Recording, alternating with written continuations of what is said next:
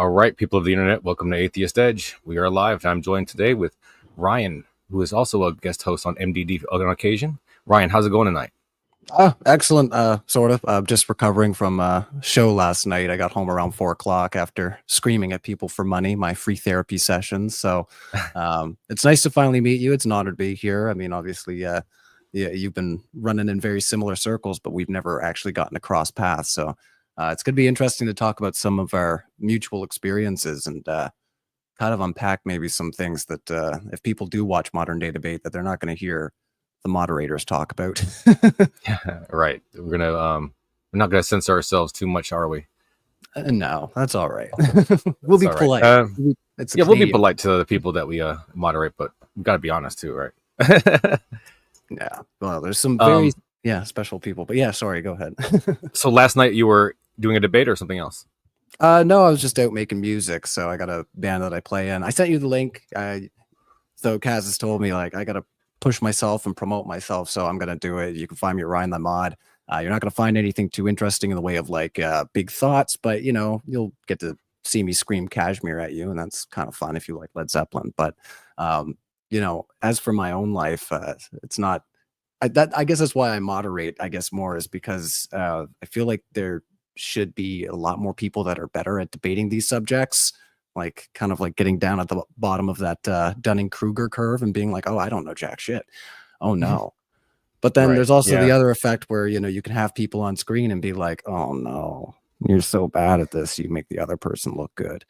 I totally feel that. When I first saw Modern Day Debate, I was like, I don't remember who it was that I saw, but they were doing a very bad job. And I was thinking to myself, well, I could do better than that, right? And I believe I have done better than that, but I know that there are people who do way better than me. So can't be too full of yourself there, can you? No. And I imagine, like, I have to ask, because I mean, you know, it definitely changed my perspective. You maybe have been moderating longer than I have. Like, I started about, 2 years ago doing Modern Day Debate.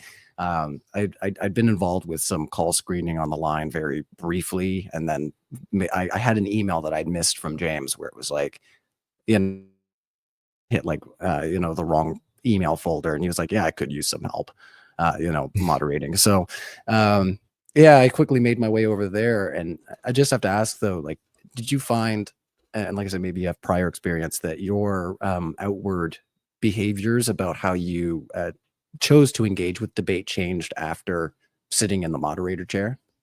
Oh yeah. Let me just real quick just shout out Dr. Tapioca Weasel, who's been a member of on this channel for a very long time. So he wanted to say how we were doing this fine evening, and we're doing pretty good. I think I'm doing okay. How are you doing, Ryan? You doing good? Oh yeah, I'm hanging it. And I've got a brew from the place last night. We're on the recovery tour right now, so we're all nice. good. Yeah, shout out to you, Dr. Tapioca Weasel. Hopefully have you on the show again soon, because I have some science questions for you, but we'll talk about that some other time. Anyways, so your question was about how my outlook on debates have changed since I started moderating, and the reality is something along the lines of disheartening. I'm feeling disheartened by it. I'm not sure how to conjugate that correctly. But yeah, I feel like there was a comment on my last video where we were talking about morality, and I feel similar to how that commenter felt about debates in general sometimes, where it's just, you know, sometimes it feels like we're just wasting our time. But that's kind of just a feeling. I still think intellectually that it's still a good thing. So I'm in like a kind of tension there, but I still support Modern Day Debate as it's as a place for a neutral place for discussion. So I think that the mission is good, and I think that the execution is pretty good. Are there things I wouldn't do personally? Yeah, there are probably some changes I'd make for sure.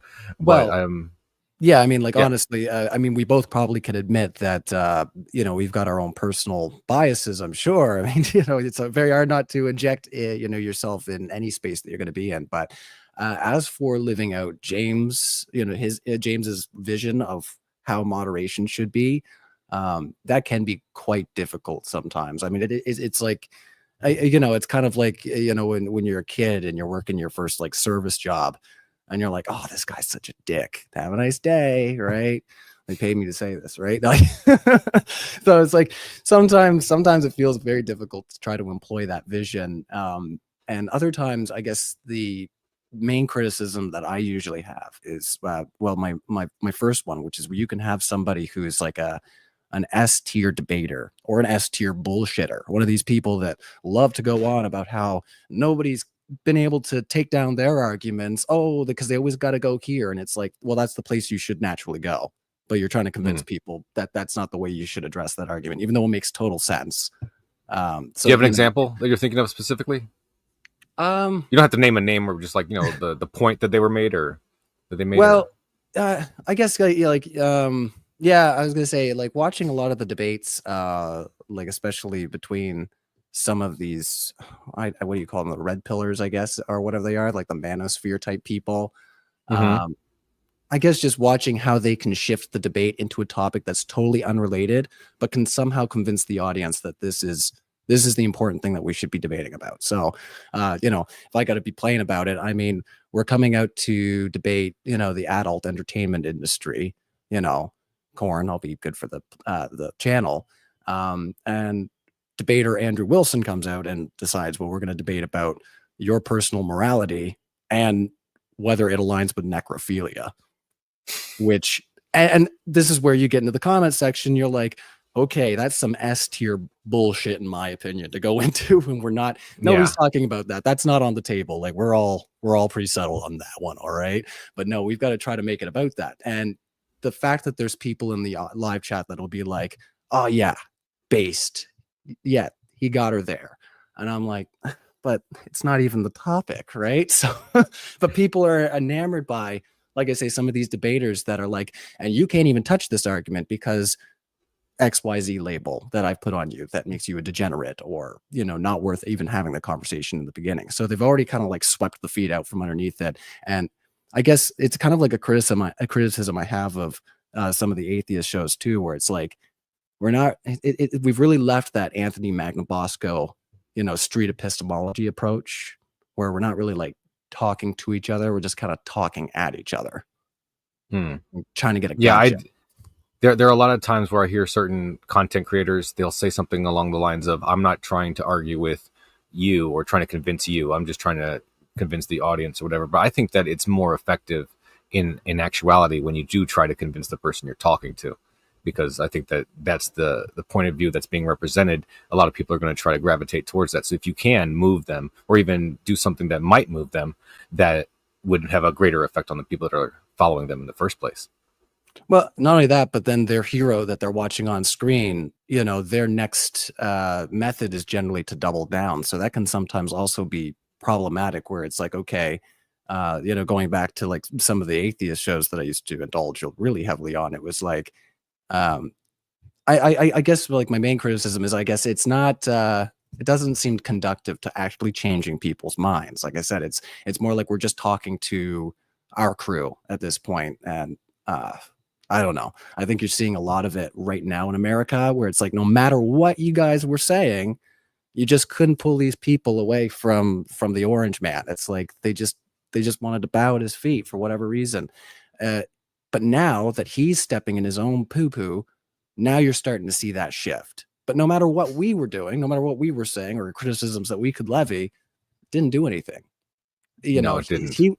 It's easier to leave a movement that's pushing you out than it is to come into one that's, you know, seemingly hostile towards you, right? So whether those people find a home, you know, as you know, libertarians or as Democrats is very, you know, I think it's kind of unlikely at this point. But, you know, as for them leaving that, you know, that way of thinking, I think it has to happen majoritively from the inside. Right now, just because, you know, most of this entertainment value that happens in these debates has to do with my side, right? Yeah. I'm right now I'm in the position where I think that the biggest obstacle is to mobilize the silent portion of the voter base, the ones that stayed home for this latest election specifically, and, you know, the ones that generally stay home. I think that if we can successfully co-opt that cohort, we're going to be able to actually make a dent in things. But that at the same time, we have to get on the same page with each other. It's just, I noticed that people who really care about what's good, they tend to disagree with each other more often than people who don't, because they're really invested in what they think is actually good. And sometimes those things aren't exactly the same thing. So we have these factions amongst what we call the left, or us progressives, people who care about rights for everyone. Um, we all have our own pet group, the one that we are mostly connected to either through relationship or we ourselves are involved in it. We all have our pet group and we tend to focus on those, when in reality we really need to just come together and get all of us under the same umbrella. But then you have people who won't accept certain portions of that. There's TERFs, for example, right? You want to be on the same side with all the feminists, but at the same time there's a whole cohort that won't accept the people that you're trying to protect. Oh yeah, that's always been kind of the big problem for me too. Is that like a lot of the culture war stuff, it all seems to boil down to an attack on feminism in a lot of cases. I mean, obviously there's other facets, but and when I say that it's an attack on feminism, I mean it's all things that are identified as having a female attribute. So it's like, oh, these liberals, they're all such sissies, right? Well, Mm-hmm. what do you mean by that? Because it's like, okay, you got this concept in your head about what a man is supposed to be, right? And anything that's not like that, anything that looks feminine, you want to attack it. Mm-hmm. So I mean, it's like, and even right now, I mean, like, my wife was talking to me earlier about how they changed the voting laws. I don't know if it was in just one of the states, but she was saying that what they're trying to do now, I guess, is make it so that your name on your birth certificate and the name on another government issued ID, they have to match. But of course, if you're married, then how would that work, right? And I guess that's the only little thing that they've changed, which seems kind of suspicious, and just playing into that whole, I don't know, that whole Christian nationalist movement of like, there should be one vote and it is the man and he is the head and all this. Yeah, I want to share a little argument that I recently got from my father, who was a conservative, right? And I don't know if I haven't really like had a chance to, totally embrace it as an argument that I would use, but I thought it was interesting from a Christian perspective. That I think that just in case there's any Christians listening, they might hear this and think, oh yeah, when the Bible says that the Adam and Eve were made male and female, right? It just says that he made them male and female. It says nothing about the rest of us. We are procreated, they are created, and that's his model for theology anyway. So I just think that if anybody is super Christian, anti-trans type of person, you might want to just maybe consider that as a possible interpretation, just so you don't have to be a bigot. And I do want to say real quick that Dr. Tapioca Weasel did remind me, and I should have said so at the beginning, that he and Maya Atkinson do Bad Science Sunday on their channel on Sunday evenings. I think it's around the similar time as this, or really right after it. I'm not sure. So y'all should definitely check them out as well. I like Thank you Dr. so Tap. much. Dr. Tap's good. Honestly, I miss people that interact, because I mean, I obviously, for me, you look over my tenure with Modern Day Debate, I've hosted probably I hosted probably 85-90% of the debates last year, and then about 80% of those were flat Earth debates. Which, wow, it's like, is it because he just doesn't want to do them? I mean, I'm at that point. So I really think that sometimes he gives me debates because he just does not want anything to do with it. Yeah, I don't know, but as for what they were, the problem is unfortunately that for me, I look at the flat Earth debate as being like entertainment value, amongst a sea of political commentary and political debates, and obviously people are very hungry for that. But I don't know. The whole flat Earth thing, I'm not going to say it too many times. I don't want to get you tagged or anything, but it's just kind of like a goofy thing to me. It's like, oh, this is a nothing burger. I honestly feel like a lot of these creators that have based their identity on fighting the flat Earth movement have kind of breathed more life into it than maybe they I wish I wanted could to. agree with you, but my brother is a flat earther, bro. Oh God.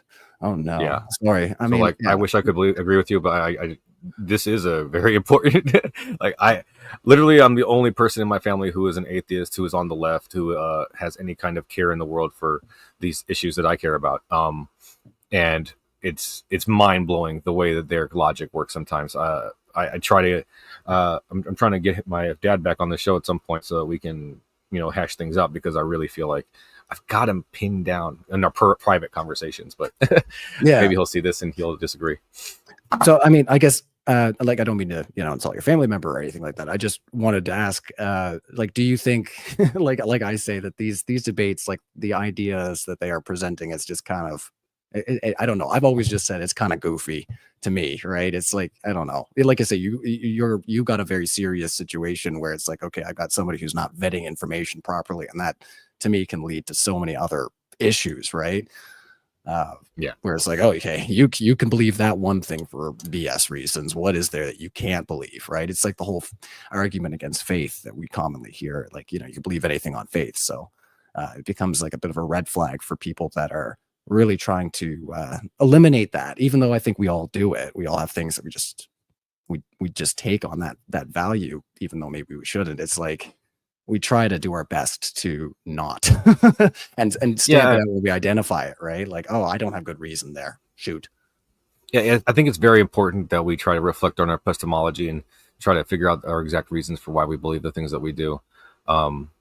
Like, it's just that for a lot of us, I mean, I guess for everybody, including me and you, right? I think it's so difficult to know when you're wrong. When you believe something, you can't imagine that it's the other way around. And it takes somebody else pointing it out to you, sometimes in a jarring kind of way, to really get you to see that you're wrong.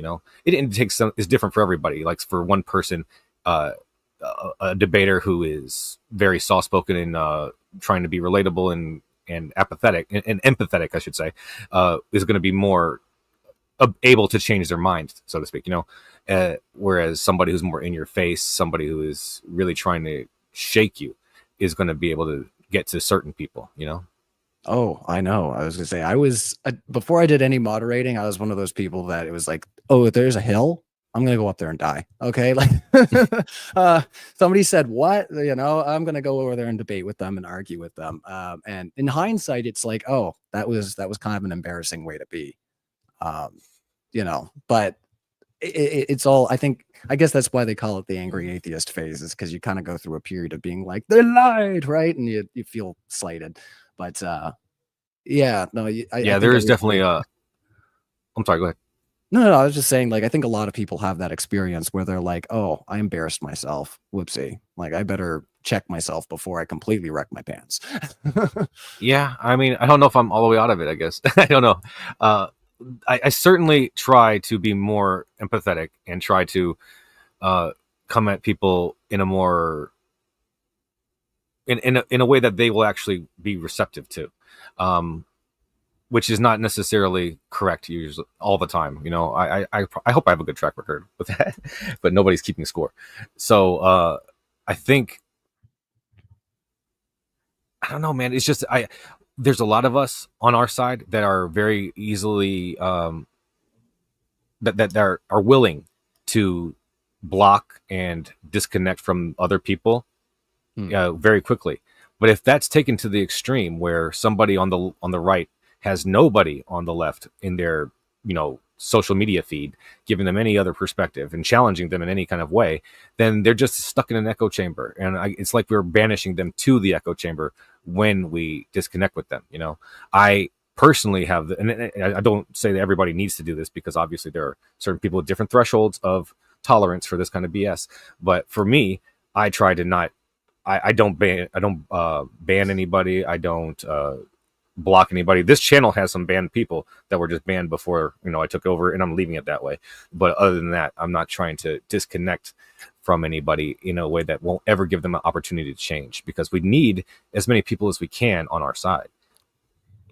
I mean, in my experience, like, I don't delete anybody, not even off my social medias, unless it's, like I say, just some random person that's just trolling, and it's like, I don't know who you are. You're from some Facebook group, and you're just, anyway. There's obviously just trolls and people that you're like, okay, you're just spamming and copy pasting. Like, no, thank you, you're a bot. But as for like my own experience, it's like, I find that engaging. I just banned Mark Reed. Mark Reed should be banned. He should be banned. He's unfit for YouTube. Unfit. He doesn't agree with me. He's banned. Yeah. See you later, Mark Reed. Bye, Mark. Haha. I am a little king in my little tiny YouTube channel. If you're not with me, then you're my enemy. Anyways, beyond Star Wars quotes. Oh gee, what was I saying? Dr. Tap, you just derailed me. Damn. No, you got to wheel me back in, Kaz. I No, had one too many dubs last night, I swear. No, that's fine. We were trying to discuss the ways that debates can I may have one too many whatever thing you're talking about. Is that okay where you are? I don't know. It seems like it's a little all over the place, but yeah. Sorry, go ahead. So have you done any debates yourself yet? I've been asked to host them on other channels, like like FTFE. Craig has asked me a few times if I'd be interested, and I get on with them all right. But overall, I just do the modern day debate thing, and it's like I do my best to not say too much out on the internet, not right yet, anyways, just because I don't want so much content of like, oh, this is the way Ryan is, and I don't want him to host me because he's this bias arse of a person. But I mean, yeah, I am. I'm a bit of a. You gotta get over the self-consciousness, man. Me? Oh yeah. Yeah, you got to. You gotta put yourself out there. You gotta promote yourself. Nobody else is gonna do it if you don't, man. And I'm not saying I'm best at it. I'm very shy. I'm giving you advice that I myself cannot take. So just take that with the grain of salt that it is. But I go from zero to like these three twisted arse hair fucks. Like I. there's there and then there's here, right? So it's like I just got to try to I try to keep somewhat wheeled in. But yeah, no, I don't know. I guess there's also the fact that there's a lot of people who put a lot of value on their thoughts getting out there all the time, and I don't know. I've got kids and a family, and it's like I don't think of myself as very important in that way, I guess. I don't know. Yeah. I'm not saying that like other people are just putting themselves on a unnecessary pedestal, like No, we are for sure. Like, let's just be. I've said this before on my channel. Like, everybody who makes any kind of content on the internet has at least a little bit of narcissism going on. Let's just be honest about that, right? Like, you don't look at yourself and you don't have no narcissism going on. You don't think, oh, I should put my face on internet. Like something's going on there in your head. You think a little bit highly of yourself, maybe more than you should, maybe not. It just depends, But I think that it does. You can't take it too seriously at the same time, right? Like, this is your only time to live. This is your only chance to exist. You might as well leave whatever mark you can, even if it's insignificant. I mean, it ultimately is anyways, right? Ultimately, even the most influential person on the planet is just a speck of nothing. So why not? That's true enough. I was gonna say, were you a motivational speaker before you started doing this, guys? No, definitely not. There? No.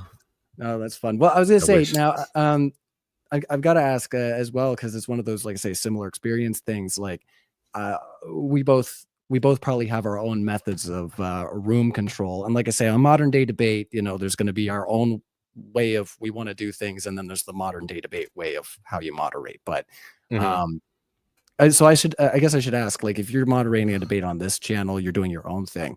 Like, what would be your go-to method if things are just like getting a little bit too heated?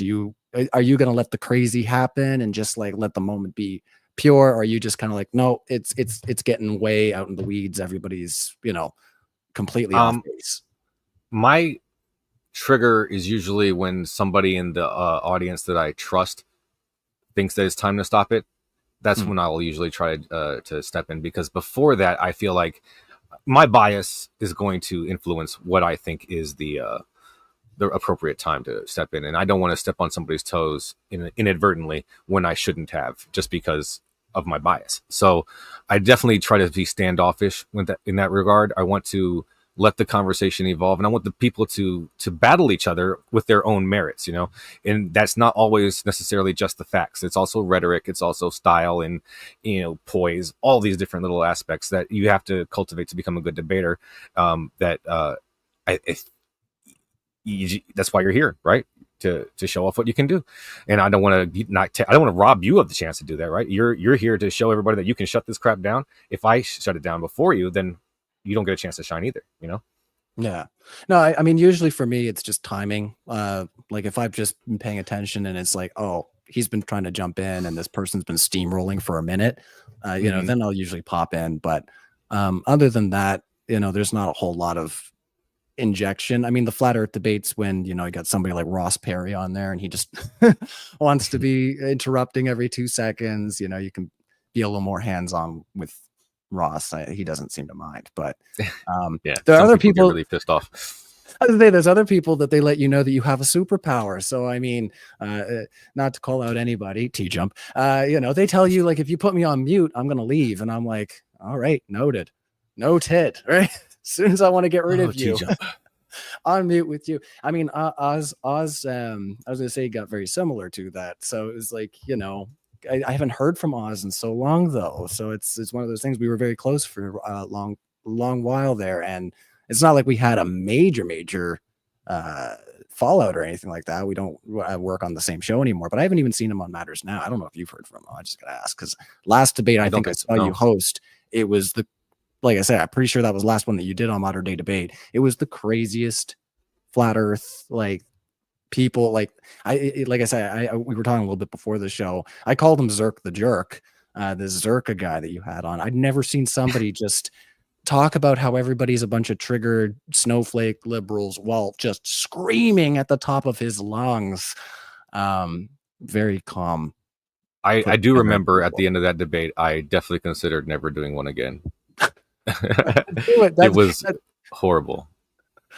And the other thing too is that not that I go through the comment section very often, except for like if something really funny happened, right? And I'm just like, oh, that was a gravy moment. I gotta see how people react. But there'll be that every once in a while. But like I say, the live chat too, that's also like can be very jarring because it depends on who's come out for who. And it's and like I say, where Modern Day Debate doesn't have its own stance, if you will, right? There's no platform mission statement about what kind of propaganda is going to be projected out there as far as the beliefs and the ideas. You don't know who's going to show up, so it's like the most popular speaker who comes to the debate usually gets the live chat. It's so interesting, isn't it, that he's a Christian and that he runs that channel? It's just I expect him at any minute. I don't literally expect him, but like in the back of my mind, jokingly, I think he's just going to cancel all this one of these days, right? Because he's not. I don't think it's helping Christianity personally. I don't know. The whole I don't know. I don't know if you see it as them winning, but I kind of see it as they're kind of winning right now in their movement. Their movement, nationally speaking, I would agree, yes. But I'm just saying, when it comes to the Modern Day Debate audience in general, I think that it attracts more atheists than Christians. At least that's how the comment sections look to me on the regular debates. When there's a big time other guy, usually that shifts a little bit, but I just see a lot of atheists watching that show. Well, I will say there's been a huge, it definitely was like that when I first joined up. But after the debate con in Texas, which was the first, and that was the only one that I've gone through so far because I didn't go to the last one. I just had a medical upset in my family, and then the person that had the medical upset was like, "You're a Canadian. Come on." And I was like, all right. And wait, you're Canadian? I am, yes. You live in Canada? Yes. Wow, I have questions. Oh God. Oh no. All right, tell me everything. Tell you everything. All right. People complain about the medical system, but it's pretty much equivalent to what you guys have. We just don't pay for it. So is that better? I was gonna say, yeah, like people I talk to in America, and it's like there's sometimes people that are like, oh, there's this one great hospital. Okay, that's great. But most people are like, I gotta wait in the waiting room, and there's people who are sick, and I'm probably gonna get sick from whatever they have sitting in the waiting room, right? But the difference is we don't pay for it, not through like any private funding or any insurance. It's like it's through mostly through MSI, which is a government paid program. So has your healthcare system led to rampant communism taking over your society? No. Wow. We've gone through I was gonna say not like that, but we've had conservative leaders. The New Democrat Party has had a huge influence on politics during Stephen Harper's era. And then we just went through 10 years of liberalism, and we didn't put any of the conservatives in jail. We didn't take their guns. It's wild. I mean, all we did was we said, hey, like maybe don't bully people. That would be nice, and not in the workplace, especially. So, I mean, you got people in Canada like Jordan Peterson that got famous because they lied about a bill, you know, basically saying like, and not only that, but like these people are corporate, like, they're corporate people. They're very much like, oh, we want to promote business and having people be productive. And it's like, well, if you have people that aren't getting hired for certain reasons, or they're getting catcalled at work and getting bullied out of environments, right? And other people are learning that that's the okay behavior. That's not going to lead to more progress, and it's not going to lead to more capitalism, which is, their whole shtick. I mean, I'm not going to lie. I mean, when you messaged and said about coming on this, I mean, you can tell the audience what my initial response was. I'm not gonna shit on capitalists, because I mean, the first thing I asked was if it was paid or not. Which, tell the audience, it's not. I'm here of my own time. Yeah, don't message Kaz bugging people. Don't go bugging Kaz for cash. Come on, we're just hanging out and having fun. When the Patreon reaches $1,000, whatever, I'll do that. I'll just spend it all on guests. That's when I'll be back. Anyways, no, I'm kidding. I don't mind. Like I say, this is I don't usually appear anywhere and talk about anything. Like I said, I did a little bit of that show Matters Now, and I thought it was a huge mistake at the end of the day. As far as like people being like, I don't want to be hosted by Ryan anymore, because really, oh yeah, because they would come and watch the show and be like, oh, he's not part of the FE movement, or oh, he's an atheist. Oh, gross, right? Like I thought he was a Christian, right? Yeah, and, just little tidbit behind the scenes. My sorry, wow.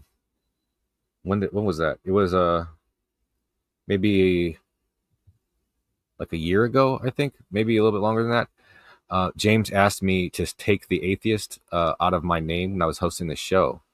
I had a problem with that. I don't think I actually acquiesced, at least not the first time. If memory serves.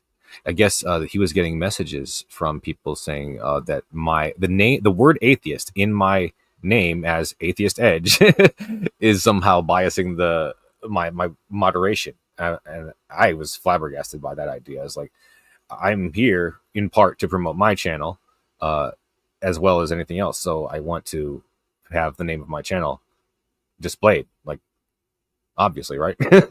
Yeah, no, that makes perfect sense. I mean, everybody does. I mean, it's like, you're all a part of the sphere. And I mean, even though I say I don't do a lot of self-promoting, I've definitely let people know that I have a YouTube where I make music. I just, like I say, I don't promote that that way, just because I don't know. Like you said, maybe I should do more. It's just you're shy. It's okay. I understand. I'm shy. I'm very shy. I don't have no idea how I'm doing this right now. I really don't. Like, this is a miracle that I'm able to sit here and have conversations with people. I'm a very shy person. The only reason why I can do this is because it's online. If this was a live show, this would not happen. See, that's funny, because I've never been described as a shy person, and then I'm having like the opposite, social reaction, where it's like everybody that comes up to me, they're like, no, I would never describe you as shy. You're the most loudest person that we've ever met, right? I mean, so maybe it's not shy. It's like, just something else. Like, what do you think it is? Like, I don't know. It's just the way I am. But but I like you want to be a famous musician? I'd like to get by. I don't think being famous is necessarily the nicest thing, right? You have to get paid to make music, at least, right? Yeah. Like, I do. Yeah. You want that to be your life, Yeah, that would be nice. Yeah, as long as I can provide for my family, that's. You're an artist. That's what it is. Oh, thank you. You're an artist, and you should that's listen why, to what I do first. An artist is never comfortable sharing their art, at least not at first. Like, it takes a lot to make an artist be comfortable with that kind of stuff. Well, I was gonna say, like, even the intro for Modern Day Debate that I would put up when I was hosting the show, I mean, that was, written by me and my buddy. Not the, World Goes, whatever the other one is, but I put it up when I'm hosting. And that's because my friend had moved away just when I started the gig. And it was one of those things where it's like, oh, my best friend, we made all this music together. And he had to move west because, his wife and his family and stuff, right? And that made sense. But lost a very huge emotional support that would have been great to have, to be like, I'm pulling my hair out again today, right? Like, I could just use a few beers and sit back and play some guitar, but no siree, right? So it's yeah, that so I always put the song on Modern Day Debate as more of like an honor to him, but I yeah, Now I other have to people go and check sometimes. out when was the last time you moderated? I did well, actually I didn't put the music on that one because we were doing a promo for Instagram. I just put up a guitar solo that I played. But I'll Oh, send you the link. So if you want to check it out, the main one, it's a live take that I've got on YouTube, but I can put the studio one that we've done. hell, I'll play it Uh, right now. oh, well, you can. Um, let's see. The one that we got, the main one that I put, it's called Until We're Gone by Cosmic Breach. So that was the name of our band. But yeah, it was Cosmic Breach, I like it. yeah, that was one of those songs that it was just before I started getting involved because I was just feeling very like angry, like very angry that there was very little that I could do. And even when I started getting involved in like the prior role, it felt very much like, we're the people, and everybody else is down here, right? Hmm. So I will say that, yeah, that was never a thing with James. It was not like, oh, well, who are you? Like, Oh he yeah, he's didn't very care. cool. He's very down to earth when it comes to stuff like that. He never makes you feel like He does have his little jokes, but they're pretty funny usually. Well, yeah, but I was gonna say yeah, I just felt like there was like this was all before that I wrote this music, but I felt when I first got involved that it was definitely like, if you're a nobody, then like you can be a lackey. That's about it, right? But we don't really want to see or hear from you. So, Mm. um, Yeah, they definitely they're very loyal to their James. yeah. Well, yeah, James. Yeah. Well, no, not the Modern Day Debate crew. I mean, the first people I was working with, which I won't recall out because then I'll get Oh, myself in trouble. But people can go sorry. back and figure out who I'm talking about. It was very like we're the people, and everybody else is like how many YouTube subscribers do you have? And it's like, well, I've got some ideas, right? And honestly, it's Hmm. it's a good thing that I didn't get in any of those spaces where it was like, oh, I'm gonna be a loud atheist now because I probably would have been an ass and I just feel like in hindsight, once again, I look at somebody like Anthony Magnabosco and I'm like, we need to get back to that type of interaction because throwing facts, like endless slews of facts at these people, even when it's basically well-known stuff, like going back to the whole trying to interact with people online and people like self-censoring is huge right now, in my opinion. So like I'll go to comment on something that somebody posts and say, on Howard Stern, XYZ years ago, this guy said he would go into the girls' locker rooms, right? Trump. Hmm. Um, Deleted, take it complete and people that I've known for years, right? It's like, oh man, I went to school with you. Like we hung out all through like university years and shit, but like, okay, what happened, right? And people I used to make music with, like rock music, who would play songs like Kiss, those boys were wearing a lot of makeup. Mm. It's very strange to see people that, you should look at it and say, oh, the natural progression should be in that direction. But getting back to the whole like throwing facts at people, it is a fact that the dude said that. Hmm. But it's like they put up this wall, and it's like I don't see why people even bother posting things on platforms like Facebook and Instagram if all they want is the echo chamber, right? It's like if you want an echo chamber, like Yeah, just you ever get that comment back when it's like, "Get off my feed if you don't like what I'm saying." Like that's yeah, not, yeah. you don't own Facebook. Yeah, that is actually verbatim what I had a comment that I had made on another post, because this is all when tariffs were first getting talked about, and it was all of a sudden like, oh, are you with Canada or are you a traitor? And that is the way we looked at it. So I mean, it's probably a different perspective from the way that you guys looked at it. You guys look at it from a like, oh, they don't want to be a 51st state. But for us socially, it's been kind of corrosive as well, because it's like, Are there people that do want to be United States citizens?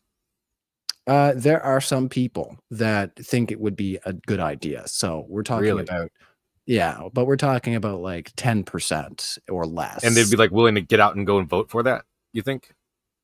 Well, I think right now, because you have such a hardcore personality, and that's why I think they're putting up these walls, is you've got a hardcore personality of like, we're anti woke, and what we do is we trigger the libs.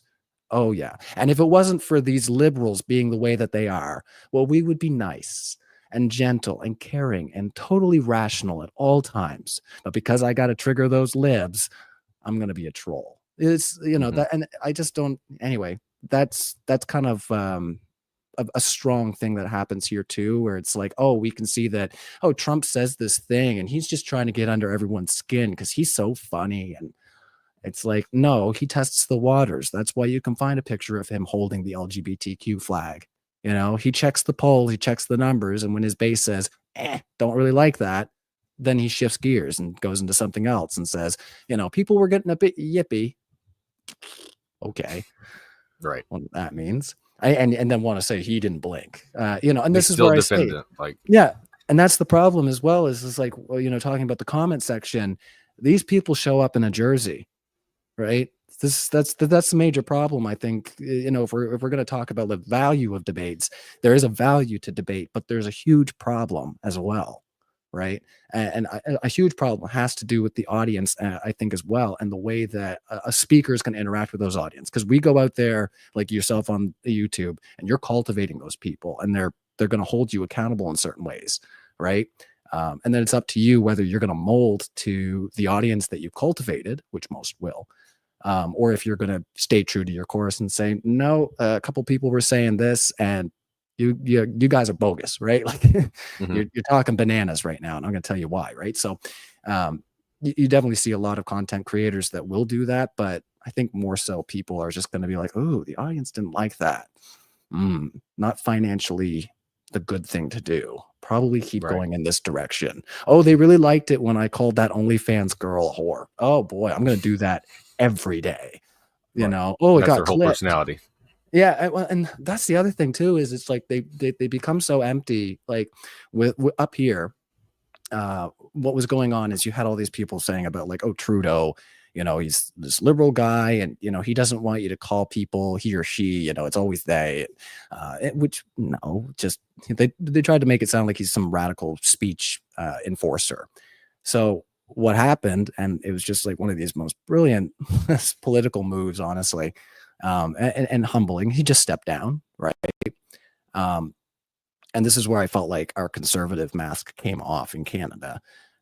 We get Mark Carney, elected by the Liberal office. So they don't have Trudeau to pick on anymore, the Liberal Trudeau. They've got this new guy. So they've lost all their slogans. Mhm. And then he does what? He takes away the carbon tax, which the carbon tax, for people like me that don't make that much per year, we got rebates that were always way more than what we ever spent in gas, right? So that's what people always say. They'd say, oh, well, we're going to pay for it at the pumps. And, he got rid of the carbon tax, and now gas is like $1.49, right? A liter, right? So different A metric. leader. Still. Okay. But still, much, much cheaper. It went down Something like different. 50 cents. So in America, I think for like a gallon, that would be like an equivalent to like it going almost down $1, I'm pretty sure. If you look at So like the percentage of what you pay for gas. So have the tariffs that Trump has levied, have they affected you in any kind of way? Have you seen any kind of reverberation there? Well, just before I get to that, I'll just finish what I was saying about Carney and the mask coming off, which was he got rid of the carbon tax, which was what the conservatives were complaining about. They were saying that they're taxing us to breathe and all this nonsense, right? So he got rid of it. And I said right away, we could have gotten another liberal leader that would have just left it, and they would have been crying. But instead, we got a liberal leader that got rid of it. And guess what they're doing? Because they're wearing a jersey, they're crying about it. They could have done this right from day one. This was a scam. Oh, now the rebates aren't going to come out after we paid for it, even though you said you're still going to get your rebate. Anyway, going back to the tariff thing, though, other than people not being able to get Jack Daniels and that affecting a few alcoholics, I guess, who the fuck cares? No, like nothing's really changed. I was gonna make a joke. Actually, I just will. I mean, my dog had scrambled eggs for dinner. Take that. Because eggs aren't expensive.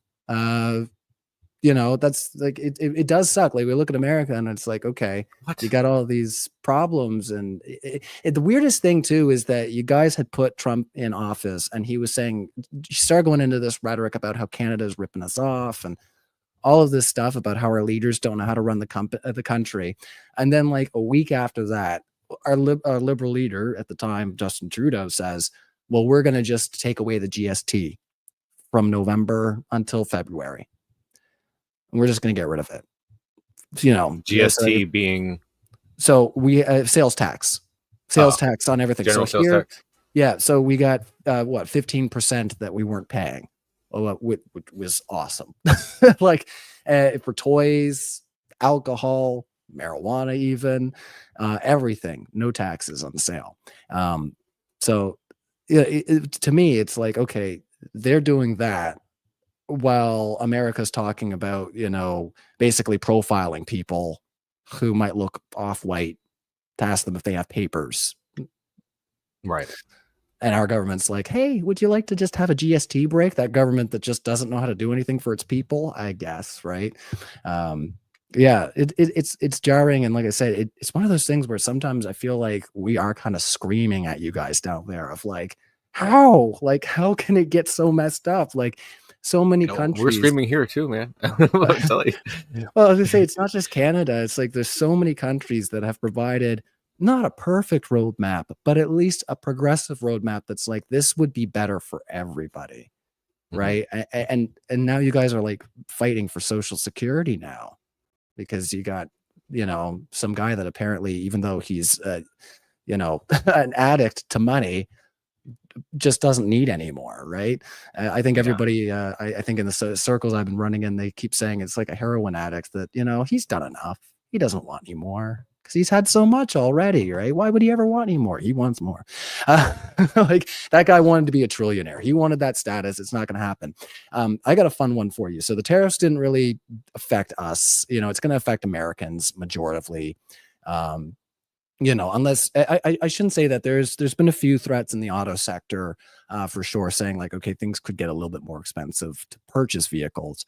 But when they're doing minimum wage increases and overall wage increases, and then they're increasing decreasing the cost of groceries, and even our HST, which was built into the GST, that went down by 1%. So it used to be 15% where I live in Nova Scotia, and now it's 14. So it's like, it might not seem like a big win, but if it keeps moving in that direction, it's a win, right? Like every step is good. But yeah, definitely. Yeah, I just jealous. But like I said, it just seems so crazy. Like that. I mean, I guess I shouldn't say it's so crazy. Like you said, it must have been that these people felt like they had no control over the system, so they just decided not to show up. Because I think it was like 125,000 people showed up to that AOC Bernie Sanders rally the other day, and they're on their big Fight the Oligarchy tour, and it's nice to see that the country might be alive, and defending its democracy in some way. Because it definitely, like I said, for us, it's kind of scary because it's like now we've got this problem here, like I said, where it's, are you with Canada or are you a traitor? Right. And everybody's kind of like trying to suss that out, where it wasn't a problem before. It was like, oh yeah, you got a conservative leaning, whatever. That's okay. Is what I got a Bambino coming up on me here. Just telling him to go back to bed. But, when your kids are okay. Yeah, it's late here, so they've got to get themselves to bed. But anyways, sorry. No, it's all good. I just had to take a moment there. So are you guys boycotting? Oh, yeah. Pretty much everywhere. Everywhere is pretty much boycotting. Anywhere that you go, there's Canadian signs. There's a lot of businesses that just don't stock American products anymore. There are people here who don't even believe that you guys are doing that. Oh, well. They think that you guys don't care about any of this stuff. Like, there are legitimately people here that think that you guys are going to keep buying American stuff and just keep going all willy-nilly. No big deal, even acquiesce. And I'm just like, why would they do that? We don't even want to do that. Well, like I said, 90% of the people I know, like I was at the gas station the other day and, I looked over the fellow that was getting his gas across from me and I was like, gee, I just filled my car for $50. It was on empty. I was like, that's pretty awesome. Wait a minute, that's awesome. That's awesome for me. Yeah, Maya did the math for me because I couldn't. And she let me just put it up there because I started 1 second. So that you said it was $1.49 per liter, right? Yeah. $5, $5.64 a gallon. Dang, wow. That's a lot. That is a lot. I guess that's a lot for us. It's cheap. We don't pay that. Right now. It's like $2.50 here. Really? So, somebody else do the math. Don't make Maya do it. I was gonna say, either way, the overall trend is it's going down. And once again, to reiterate, maybe you guys aren't getting so screwed on gas. That's good. That's one good thing. I mean, this is Texas. We have lots of oil reserves and whatever. Oil companies own everything here. I was gonna say, I take it it's not our gas, right? No, I'm just joking. But no, but yeah, honestly, no, it was definitely very interesting to be at the pump the other day, and it's like everybody's looking at each other and they're all saying the same. It's like, oh, it's nice to actually fill the vehicle for like less than $60-$70, right? How was the public transportation situation?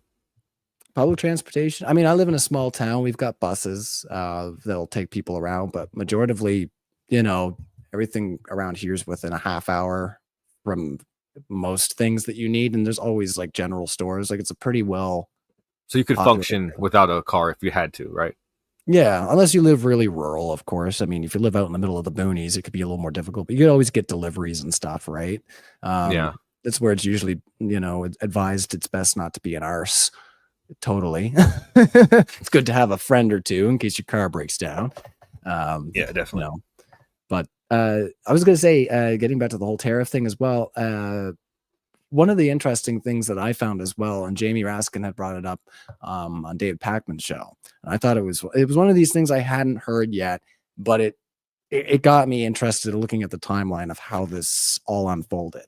So, and you might be interested in this too, because my biggest complaint about all this Trump stuff is, where are the conspiracy theorists? If you got all this Epstein stuff, you got all this Ghislaine Maxwell stuff. Where are the conspiracy theorists that are saying, like, well, you think it's bad, it's way worse than that, and I've got this crazy story I'm going to tell you. But it's like their conspiracies are always for everything else. So one of the things, except for Epstein's best friend. Yeah, exactly. Even up here, oh my goodness, even up here, some of the people that are like Trump leaning are sharing pictures of like Mark Carney and Ghislaine Maxwell. His wife was spotted with her in a picture, and it's like, okay, so like Mark Carney has worked in finances his whole life, right? Mm-hmm. Like, it's not automatically convicting that you found a picture of them in the same room at a same convention. Anyway, but that's to them, that's instantly damnable. It's over. You're done for. You are, but we have all that for Trump. We have pictures of them together. Oh yeah, we have records of them going to this island, partying it up, right? Well, I'll tell you another fun one. So just before I get to the Jamie Raskin thing, I was hosting this guy named Vince on Modern Day Debate, and he's big on Rumble, and he shows up in a jester hat, and he likes doing music, and we get along on the music field. But we start talking about Trump because he is, right wing, and Trump started out serious. Yeah. I mean, yeah. If they tag me, I definitely want to put them up on the screen. I should just say that. I'm sorry I didn't say anything like that. If you guys wanted me to put your messages on the screen, just tag me at Atheist Edge. If you have a question for Ryan, just tag him, or tag me, I should say. Yeah. Big Aryan vibes coming from America right now, for sure, and the whole Trump administration. Yeah, man. I just watched this video yesterday. It was on my Facebook feed. It was this guy explaining how universal healthcare has been proposed several times in American history, but it keeps on getting knocked down by all these racists who think their argument, I guess you might say, or their reasoning is that they don't want black people to get healthcare. And that's apparently, according to this video, don't quote me, go look it up if you don't believe me. But according to this video, that's the whole reason for copays. That's the whole reason for that 20% gap between how much the insurance will cover versus how much you have to pay, is because they just want to make sure black people can't get healthcare.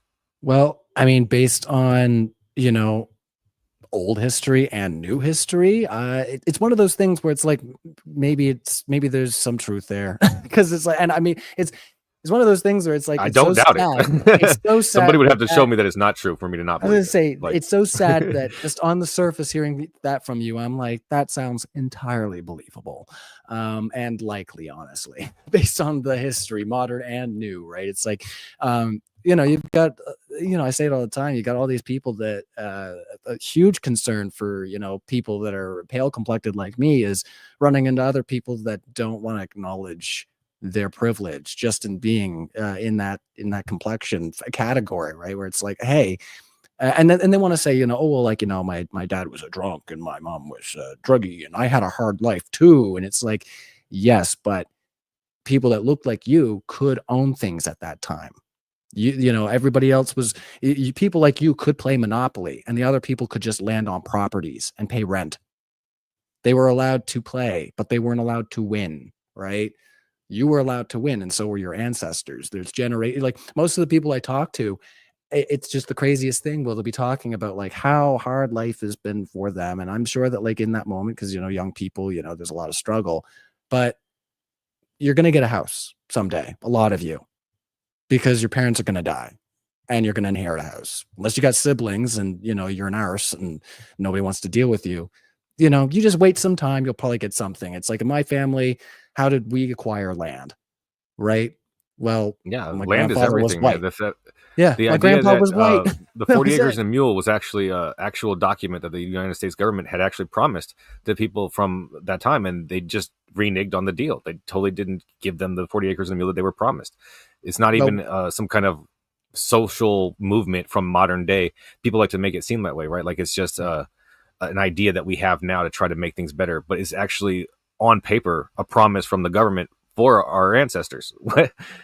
yeah, and well, that's just it. Is like I was, trying to make that big point of like grandpa was white, right? And people who weren't didn't get to own, right? And if you're, native, then you can go live on a reservation. Oh boy, that's Yeah. nice. So The it's history of America is just so sad. There's no point in which you can say, "Oh, this was a great place." What is your well, definition of great? well, I Because to mean, me, it's yeah, like good with power. yeah, because I mean, we had that same problem too. People talk about the Underground Railroad, but it's not like we allowed, once again, people in the minority class to own anything. Right. And even Irish people, there was there was still like sentiments about that in like the 19th century leading up into the First World War, right? So it's not like Hmm. I mean, Canada wasn't even a whole as it is now at that time. I mean, we didn't have Newfoundland and all that jazz, but still, not to wheedle too much, but yeah, no, it is bizarre, but like I don't know, man. Just like I say, there's so much to unpack about America right now, and I think that's half of it too. Is it's like there's so much politics that are wrapped up in entertainment tonight value, or it's like it's got to be bombastic. Like, um, one of the things that really drove me nuts, I guess I can hone in on this a little bit, drove me crazy. I could have jumped through the screen and just whoever was asking that question to Trump on the plane. So he had put out his post about 4 days ago saying, me and Prime Minister Carney talked, yada, yada. Didn't call him governor. I was like, fuck yeah. Okay, good. Good, good, good. Stay the fuck away from us, right? Leave us alone. And you have this reporter on his plane being like, so have you backed down from the 51st state thing? Are you still on it? Basically trying to say like, are you going to be, are you going to pussy out on this? Or are you going to stand strong?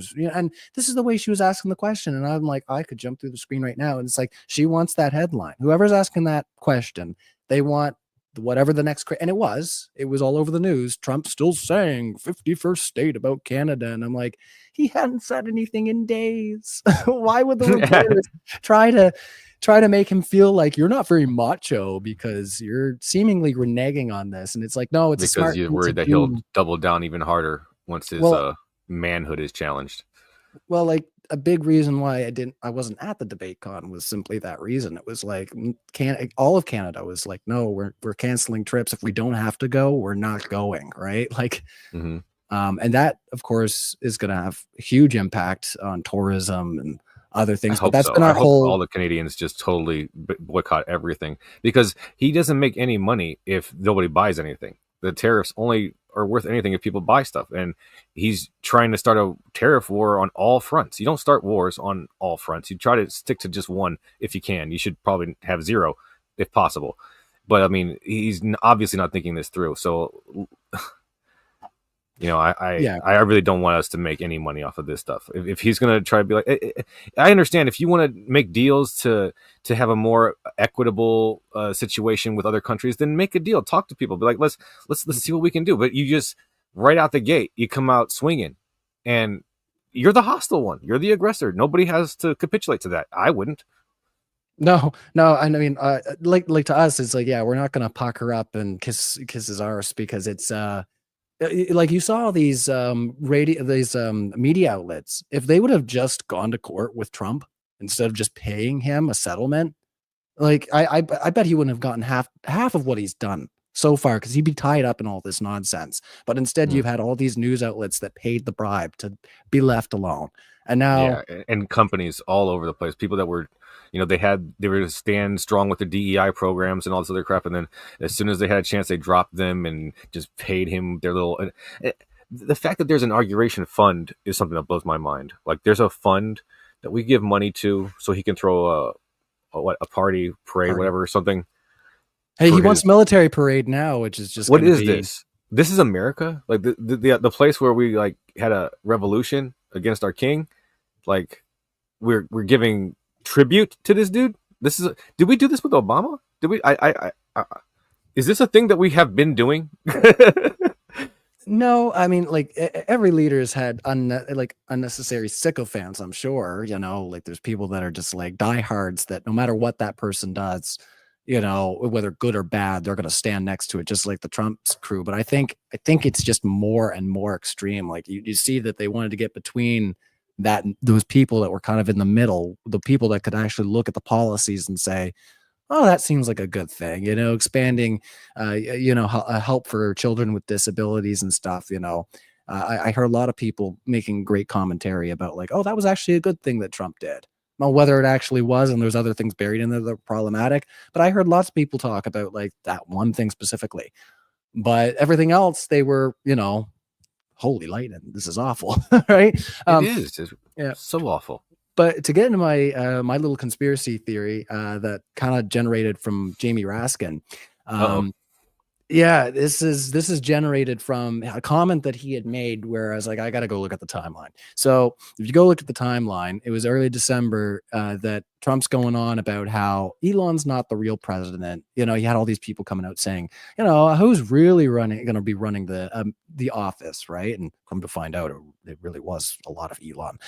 But even at the time, they were like, who's really going to be in charge here? And then the whole Time magazine thing was going on. And so Trump comes out and says, Elon can never be president. He's not even from this country. He's a South African, right? Mm-hmm. And then I'd love for the audience to fact check me on this, but I'm pretty sure it was 2 days later, he starts the rhetoric about Canada. They should really be the 51st state in this big, beautiful nation of ours. And the weird thing about the timeline is that I don't know if you know this, but Elon Musk is a Canadian citizen. So if we are 51st, if we're a 51st state, which got talked about 2 days after. 2 days after he was told he could never be the president. You'll never be the most powerful person in this nation, is basically what Trump said. Never. Mm-hmm. And what do we know about Elon? He's got a massive ego on him, right? He probably doesn't like being told he can't do something.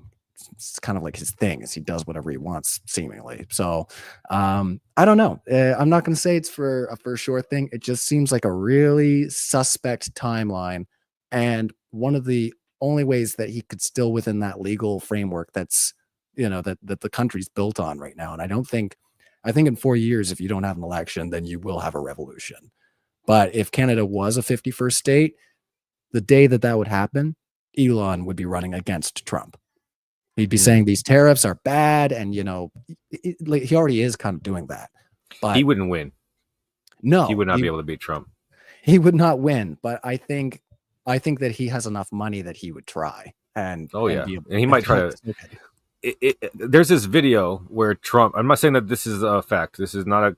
The fact is that there's a video of Trump making statements about Elon's help in Pennsylvania, and there was a mention of the machines. I can't say anything more than that as a fact from my memory, but the impression that I got, my opinion from that, was certainly an increase of suspicion as to how the hell he won every single swing state. It just that is. I have questions. I just want to I ask some guess questions, like Joe yeah, I was gonna Rogan. say I got yeah, questions. yeah, I got questions about that too. It did seem very suspicious. Like even when it seemed like the hype, the major hype of the campaign was over, and maybe you should blame Joe Rogan a little bit for, or maybe a No, lot I for do. doing a lot of normalizing of these these behaviors that they were exhibiting. One of the major criticisms that I have, of course, and I think a lot of people do, is Trump did tell Joe Rogan that they're going to steal the election when he thought he was going to lose, that they're going to steal the election. Now, one of the things that Trump does a lot of, it seems, is projection. Sorry, I'm coming out. The country fella's coming out now. Anyway, but it seems like he does a lot of projection. So, if you go back to him versus Biden and him talking about like the dead people voting and stuff like that, there were tallies that were done, and they found out that there were more people that were abusing these loopholes on the conservative side. So it would seem more that he's trying to tell his base how to vote and how to get on top of that cheat, to say, well, they're going to cheat, and try to make this exception of like, well, if they're going to cheat, then we got to cheat so that Yeah. we, So what they've I mean? justified it in their minds preemptively, but like every single, legitimately, I have not seen any real verifiable accounts of any actual leftists doing any kind of voting fraud. I'm sure that there were a couple, sure, but I know for a fact that there were many Trump supporters who did it. Like you can just look it up, Google it, and just go down the list. They're all over the place. There you go. Kaz isn't afraid to say that. I don't know for sure. I'm asking questions. I'm suspicious. It is a fact that individual Trump supporters were found out to be participating in certain activities. I'm not going to say that they were affecting the result in any kind of meaningful way, Yeah. But I do know No. for a fact that there were Trump supporters trying to pull some stuff. Yeah. And I think, like I say, a lot of it is informed by him. Like, it's these little dog whistles, and then everybody, like I said, it's a weird thing where, to me, like anytime he does this, I'm like, okay, he's telling on himself again, right? This is what he's going to do. I don't know. And like I said, the thing that drives everybody crazy is how you can still have people that are defending all of this. That's the thing that I guess is the most mind-boggling, is what has happened to debate and conversations between people where, like I say, you've got to, you'd have to spend so much time just doing that epistemology thing to try to like get someone's head wrapped around, okay, here's an actual valid way that we can come to truth, a way that we can all agree is a good way to come to truth. And now let's explore if that tool actually applies to your thing. But for people that are already in that camp, it's so hard to want to even, you know what I mean? Like, I guess it's like it's a time thing. It's like you got to invest so much in that person, and invest also patience, because it's like, it's hard not to look at somebody and be like, how are you doing the same thing that we've done forever? Like, you can make a comparison to the Olympics, right? It's like you've got trans people in the Olympics for last 20 odd years. But as soon as they start winning, there's upset. And it's the same thing you see over, with the Black community. It's like, oh, you're in this neighborhood. How did you get this house? It's like, you're allowed to participate, but don't you win. Do not win, right? We are the ones that are allowed to win. You're just allowed to be here so we can say, we let you try. But I'll ultimately shut up and get behind me, right? And it's like, and that's very not lost right now, of course, where, like I say, there's this incentive of going around and asking people for their papers, and we're trying to gather up the terrorists, and it does suck, because like nobody, especially here, like the idea of going to America, it's like, who would want to go there? Like, my wife is flying to Mexico, like super concerned about, like, if we get a layover in America. Yeah, have you heard the reports of immigrants being detained and harassed because of just showing up? Regular, just not illegal immigrants, people with passports and tickets and stuff. Well, I mean, you've heard about the actor from American Pie there, right? So, like, I think most people heard about that, being detained and getting their phones searched and stuff like that. Like, yeah, that's how scary it's become. Like, I talked to other people too that they've got to travel over America, and they're like, in case we have to land, I'm bringing a burner phone. because Yeah. I don't want them to see what I put on my Facebook, right? I had looked it up earlier. Unfortunately, the percentage of the GDP is not much. It's like less than a percentage. It's a fraction of a 1%. So it's not like I could, I was gonna make some kind of argument in that regard, but I don't think people will care. Um, No worries. I we need people to come here for all kinds of reasons. This country is going to turn to a third world country. It's going to turn into something where we're the worldwide pariah. It's going to be like traveling to Germany in the 40s or something. Like nobody's going to do that. Well, yeah, it's yeah. I the way it was described to me by my father just before I was going to be going for the debate con was, when Russia was, invading Crimea, that wasn't the time to go visit, right? If you were Right. in the Ukraine, it wasn't the time, right? And that's what I'm worried about, because he's such a Putin fanboy.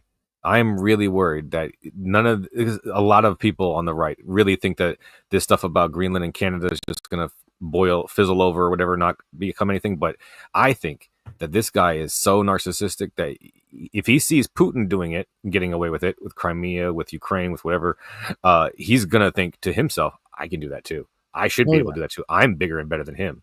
Blah, blah, blah. And their idea, I think, of success is injecting that fear, because that gives them control, and that has allowed them to divide Canadians as well. Because, like I said, now it's this purity test, and it's a natural thing. I think it's very natural, because if we were being the aggressors and saying, "Well, we're going to take over Maine," because they're more like us than they are Americans. We're going to just take over Maine. People in Maine, if they were like, yeah, we want to leave the United States, I think it would be normal, especially if we were living in a situation where it's like, oh, our leaders are threatening everyone under the sun, to go through that purity test of like, hey, are you going to stab this country in the back the second you can? Right? Like that's not good. So yeah, like I said, it is unfortunate that they have been successful in that campaign, I guess, if you will, of creating that division, because that is the first, that is how you start the seed. That's how you guys got where you are, right? Yeah, we're We well could be on there the so way to a fast. total dictatorship, and I can't understand how people can't see it. Like he's been floating the idea of a third term. He's been speaking about it. Actually, is getting more frequent now, right? And then Steve Bannon went on that one interview and was talking about it, and he's got people working on it. Blah blah blah. Like, if you can't see that term limits are in favor of freedom and democracy, then I don't know what to tell you, man. Like, it's just a objective fact that We don't more have terms equal less liberty. They see. have a greater opportunity to manipulate the system in their favor. It's just in terms of probability, possibility, and opportunity, you give them it all. Yeah. See, for us, we don't have term limits, but no political party has ever survived past 3 terms. So if the Liberals get in, this will be the longest serving administration that we've had. And they've done some great things. They've done some kind of rotten things. I did feel like up here in Canada, there was a lot of riding on the back of the native vote and saying like, oh, we're not going to encroach on certain territories. We're not going to put a pipeline in where the Conservatives want to put that pipeline. And then they got elected, and guess where they put that pipeline? Oh boy. Anyway, so a lot of people were saying, hey, it's everyone, it's a dime a dozen. Okay. So they're all the same, at the end of the day, is what people were feeling. And you still run into people up here that'll say, oh, well, I think regardless of who would have gotten in, I had this said to me last time I was playing D&D by a friend of mine. He said, I think regardless of who would have gotten in, everything would be the same as it is right now. And instantly my brain was like, you think Kamala would be threatening Greenland? Right? Speaking of D&D, I was trying to explain to someone earlier today. I was like, all of this stuff, the economy, politics, it's all just Dungeons and Dragons. It's all just chess. It's all just video games. It's all just it's construct. It's what we agree upon. It doesn't have to be anything. Like, money doesn't have to exist at all. Chickens could be money if we all agreed upon it, or not even all of us, just a critical mass of us. We don't have to be slaves to this system. The system is made by us. It's made for us. We can fix it. We can change it. It does not. There's this idea that everything is already perfectly set up by capitalism, that everything is just going to wash out perfectly by the free market, as if everybody's just perfect rational actor, never acts in a greedy or stupid way. It doesn't work. It's not realistic. And it's funny because they criticize socialism and communism because those are idealistic ideas, right? And they say that in practice, in reality, it never works out, right? But where is the practical reality of capitalism working out in a realistically good way? You know, like, yeah, I get that it succeeds in what it does, which is make money. Sure. Yeah. But like, where has it made a something even on the same path as a utopianist society? This a good place where people are happy to be and nobody's getting screwed over, right? Has it ever happened? No. No, I think because part of capitalism is that you do need, well, you need those capital gains, right? So it's like, that's why people look at You need things like slaves. stock. Yeah, that too. Yeah, that's kind of a gross thing. It really seems like there's no way to make this work without somebody getting screwed over, right? They're gonna Well, outsource the jobs. They're gonna go to the country where there's no freaking laws. They're gonna find a place where people are desperate and destitute, and they're just gonna enslave them because well, you gotta minimize the cost, right? well, I've said, doing an intern is like slavery. Having to pay for your education so you can participate in the country is kind of like slavery. Having the country say, "We want you to work for us, contribute to our IRS and our system, but if you get sick, we will not take care of you. We want you to take care of our system, but we will not take care of you, the individual." Even though we have way more power than you, the individual, to enact Right. that. And like I say, it's because that line, they want that line to keep going up. It has to, inflation has to happen, for them in order. But the major problem, I think, for you guys is, in our opinion, if you're not making a livable wage, a wage that you can live off of in any position that you're going to work, then I guess I'll frame it a different way. If minimum wage in my country is $17.50, right? And you find out that somebody got hired and they're only paying them American wage of like $7, American minimum wage, right? We would call that a slave wage. Anything under minimum wage, that's slave, Right. because you're not actually able to live and get by. So I think America definitely has its fair share of slavery, right? In the sense of, how people are I was getting speaking more in controlled. terms of the ways that we co-opt people in other countries who are in much worse situations than us. Also, our prison population, that's a legalized slavery that we have here. Yeah. Um, Yeah, no, I just yeah, mean in general, like, if you're not making enough to actually live, if it's like, oh, the only thing you can do is afford to build up somebody else's equity, right? And purchase, some food here and there and rent, an apartment so that some other, mega corporation that owns all the real estate can make even more money. I don't know. It's not very free. It's very similar, like, when people try to look at you and they say, but like, oh, well, racism ended, during the civil rights movement. It's like, oh, no, no, no, you they precious really think little. that too. Yeah, Yeah, you just want that's to another pat them one. on the head and say, "You precious little thing. You're so cute." Oh man, Yeah. I'm sure that instantly all the racist people were like, "I can't wait to sell property to the minority communities." No, they still had all the same biases and they fought tooth and nail. In fact, that's how your boy got famous in the first place, is they had an investigation done and they were saying, "Oh, when we go to these Trump owned hotels and Trump owned real estate condominiums, uh, we're finding that they're saying, well, there's no availability to hmm these to people who are of color who are trying to apply, not white people, but whatever. I don't know. Somebody could tell me what they prefer, but either way, I'm just trying to make it clear that they were targeting those people and saying, no, no, no, we got no room for you. And then a white rich person come in, they say, oh yeah, yeah, we got rooms for sure. So his whole launch into being a somebody was fighting those court cases, and his father telling him, never settle, right? You keep fighting until the end. And even though his father was willing to settle, Trump never did until the court said, okay, we're going to say that this was an internal issue, and that the Trump organization didn't have anything to do with it personally. And he took that as a win, even though they had to fire a bunch of people, they lost millions of dollars. He didn't have to admit that he was wrong. And that's the start of his whole being a part of the media sphere. That was the earliest reporting you're going to find on Donald Trump, is about them discriminating against minority communities, not wanting to let them have things. Yeah. Now he's in office and he doesn't want immigrants and minority people to have things. It's just who would have thought? Who would have thought that was going to happen, eh? This is how strong the cognitive dissonance is. So I have a relative. I'm half black. I have a relative who is black, right?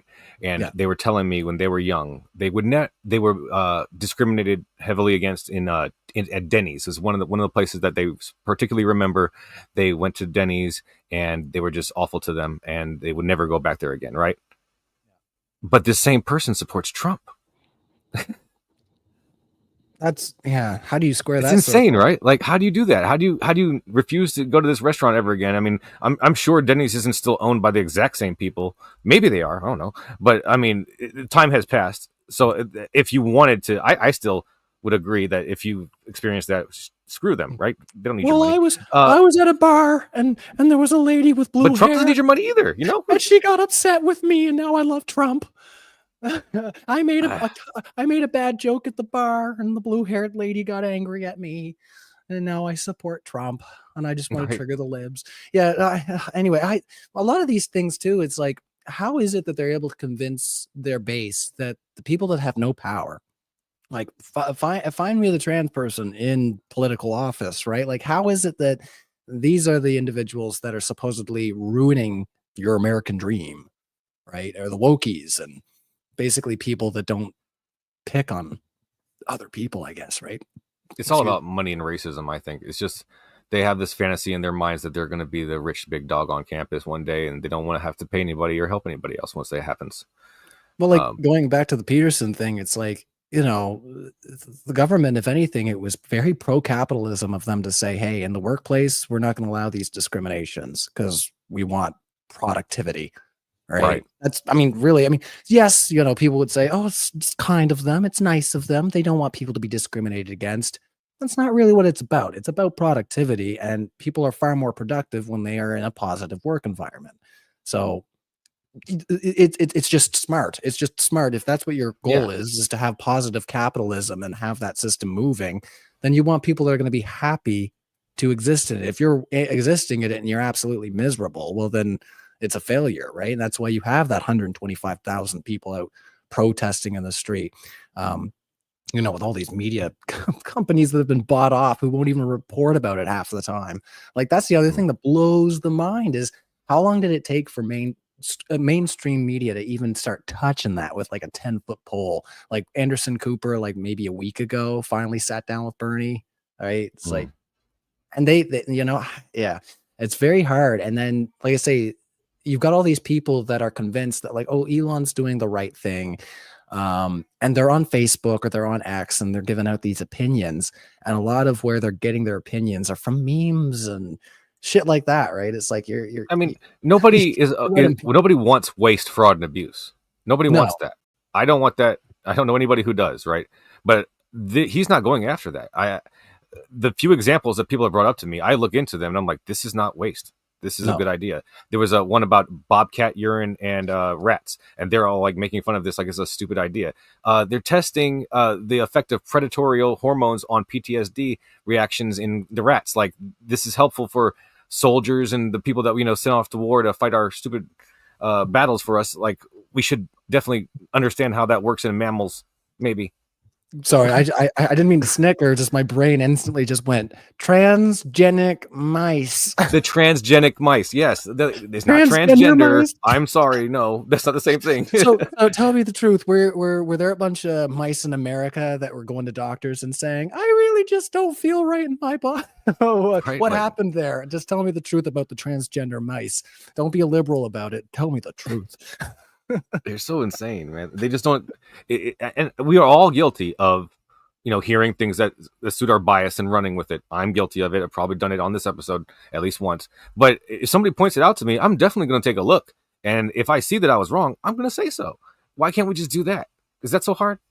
Oh, yeah. And sometimes it's fine to admit that you were wrong, but still kind of be like, I don't regret it. Like, if it was, because I shouldn't say like being wrong in like strict information sense is one thing, but being wrong about maybe the way you approach a certain subject. Like, there's plenty of times where we probably had interactions where it's like, oh, that's going to be the short. right? That's going to be the clip. I was being a real dick in that moment, but Mm-hmm. it was a moment, and it was fun and interesting for others. So I think there's also a certain amount of self-assessment that goes on, but once again, it does get skewed with that. Like I said, you're handing out the coffee and saying have a nice day, right? Mm. It becomes a hard thing for sometimes maintaining integrity when you do have to try to tell other people like, hey, you sacrifice every day too in order to make a few bucks here and there. Yeah, um it's the hardest thing if in the you- world to own your bullshit in real time. yeah. But you got to do it, especially like in interpersonal relationships, like with your significant other. You got to be able to own your bullshit right then and there. Otherwise, it's just going to build lots of resentment. And it's hard. You're going to fail. I fail, like, but you got to do it. Well, I mean, yeah, I don't know your situation. Definitely tell me. I mean, my wife came from a Jehovah's Witness background, so Oh, me too. Haha. there you go. Oh no, we are brothers in that pain.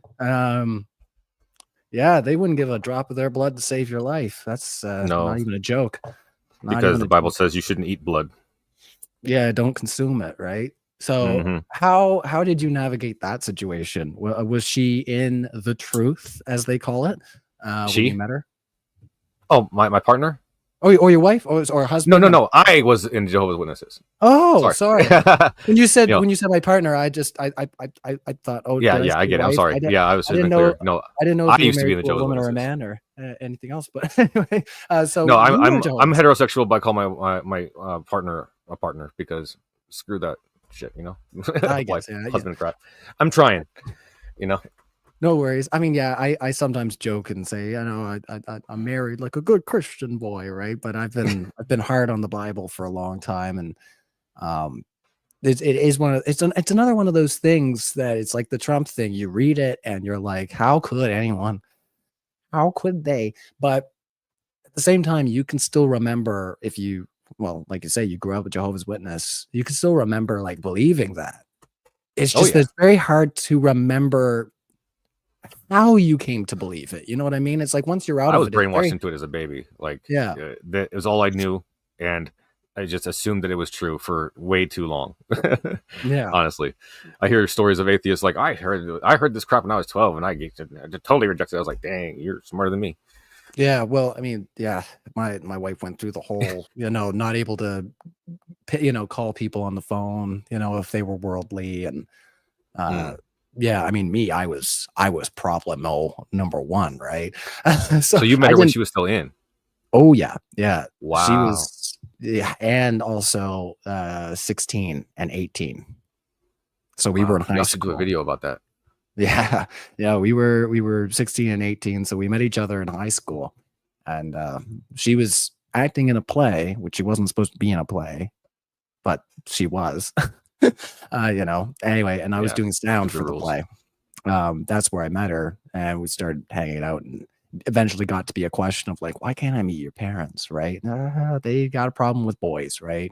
And she Mm. told me the story about like, oh, I was once on a three-way call when I was 8, and there happened to be a boy on that three-way call, and her father like flipped about it or whatever. And I don't want to be too hard on them. Obviously, they've got their own baggage that comes from living at a certain time, but uh yeah, no, it went from very quickly from 0 to, oh, she's now living with me at my mother's. This is strange, and my mother doesn't like it, so we got to get moving. Right, so Yeah. 18, and then she couldn't go to high school anywhere because her guardians at the time had called everywhere and said she didn't have their permission to attend. So we ended up traveling like about 3 hours outside of where we grew up just so that she could go to high school. So there was a lot of shit that happened. And then, of course, she got pregnant. Uh, classic story. It's bound to happen eventually. If you're not being too careful and you're poor and you're not being careful. Once again, I'll reiterate that, not being careful.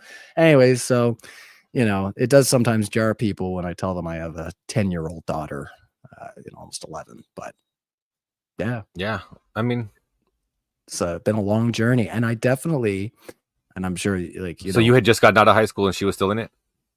She was still in high school, so I was just finishing. I finished up my last year when I met her. Yeah, Oh, okay, yeah. yeah. I was grade 12. She was grade 10. So yeah, but And so it's been 10 years. Y'all have a 10-year-old kid, and she used to be a Jehovah's Witness. And well, what it's were actually you? been well, it's actually been 13 years. Yeah, it took a few years before What were you when y'all met? Were you a atheist, Christian? I was I guess you could say that I was a very light Christian. I was one of those believe in your own bullshit type Christians where it was like, oh no, you can't go to an organized religion. You got to read the Bible and you got to understand God Oh yeah, yourself. totally. I love that phase. That's the best phase. Yeah, yeah. One of those real high and mighty phases of I'm up here and everyone else is here. It's natural for kids to feel that way too. I am Right? the true Christian. Yeah, exactly. I got a real spiritual connection because I'm important, and the hardest life I'm ever going to live is my own. Right. You know, and then eventually you realize that that's true for everybody else too, and that you're not so special. And that's actually a good thing, right? Because having that expectation of like, oh, I'm God's special little child, and I got to do this and that, or else I'm not going to be good in the right, the eyes of God. That is just an unnecessary pressure, especially for children, and especially for Jehovah's Witness children. That is, it's like take that and then multiply it by 10. You're not even allowed to go and look at websites half the time. Couldn't watch Twilight, Harry Potter, forget it. Yeah. My parents would censor Disney movies or any other kids shows that I would watch that had anything to do with magic. They were okay with sci-fi as long as it was like, realistic Science. enough. And they were okay with superheroes for the most part. But like there's the whole scene in The Little Mermaid where Ursula's conjuring up her legs that just got cut out of our VHS tape.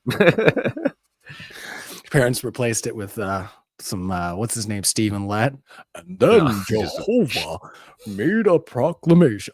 You're giving me PTSD, Ryan. Shut up. We had these flashcards that we got from the Kingdom Hall that my mom would go over with us. Like, every night's probably hyperbolic, but it felt like every other night, and we would memorize Bible verses, and God was everything all the time for us for those first 10 years of my life until they got divorced, and all of a sudden they weren't welcome at the church anymore, or the Kingdom Hall, because they're divorced. And we moved in with my aunt, who was her own kind of Christian, and that began the long path towards atheism for me.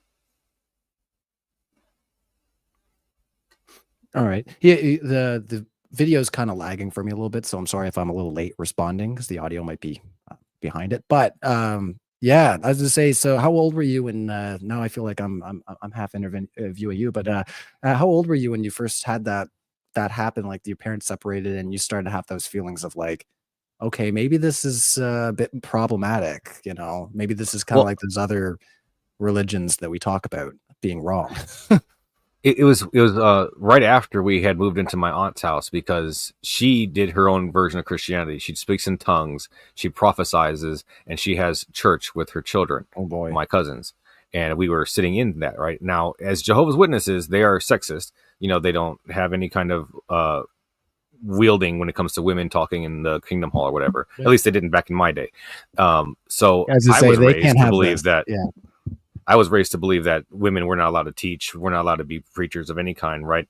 But all of a sudden, we're living in the house with a woman who I was raised to believe was the devil, and she's preaching to me, and my mom's letting it happen. So, what's going on here? So that was like the biggest confusion. That's how I ended up going into that whole I'm a non-denominational Christian phase, But I told this story on this channel too many times, probably. But after Iraq, after college, that was when atheism happened for me. But for you, it was way earlier, I gather.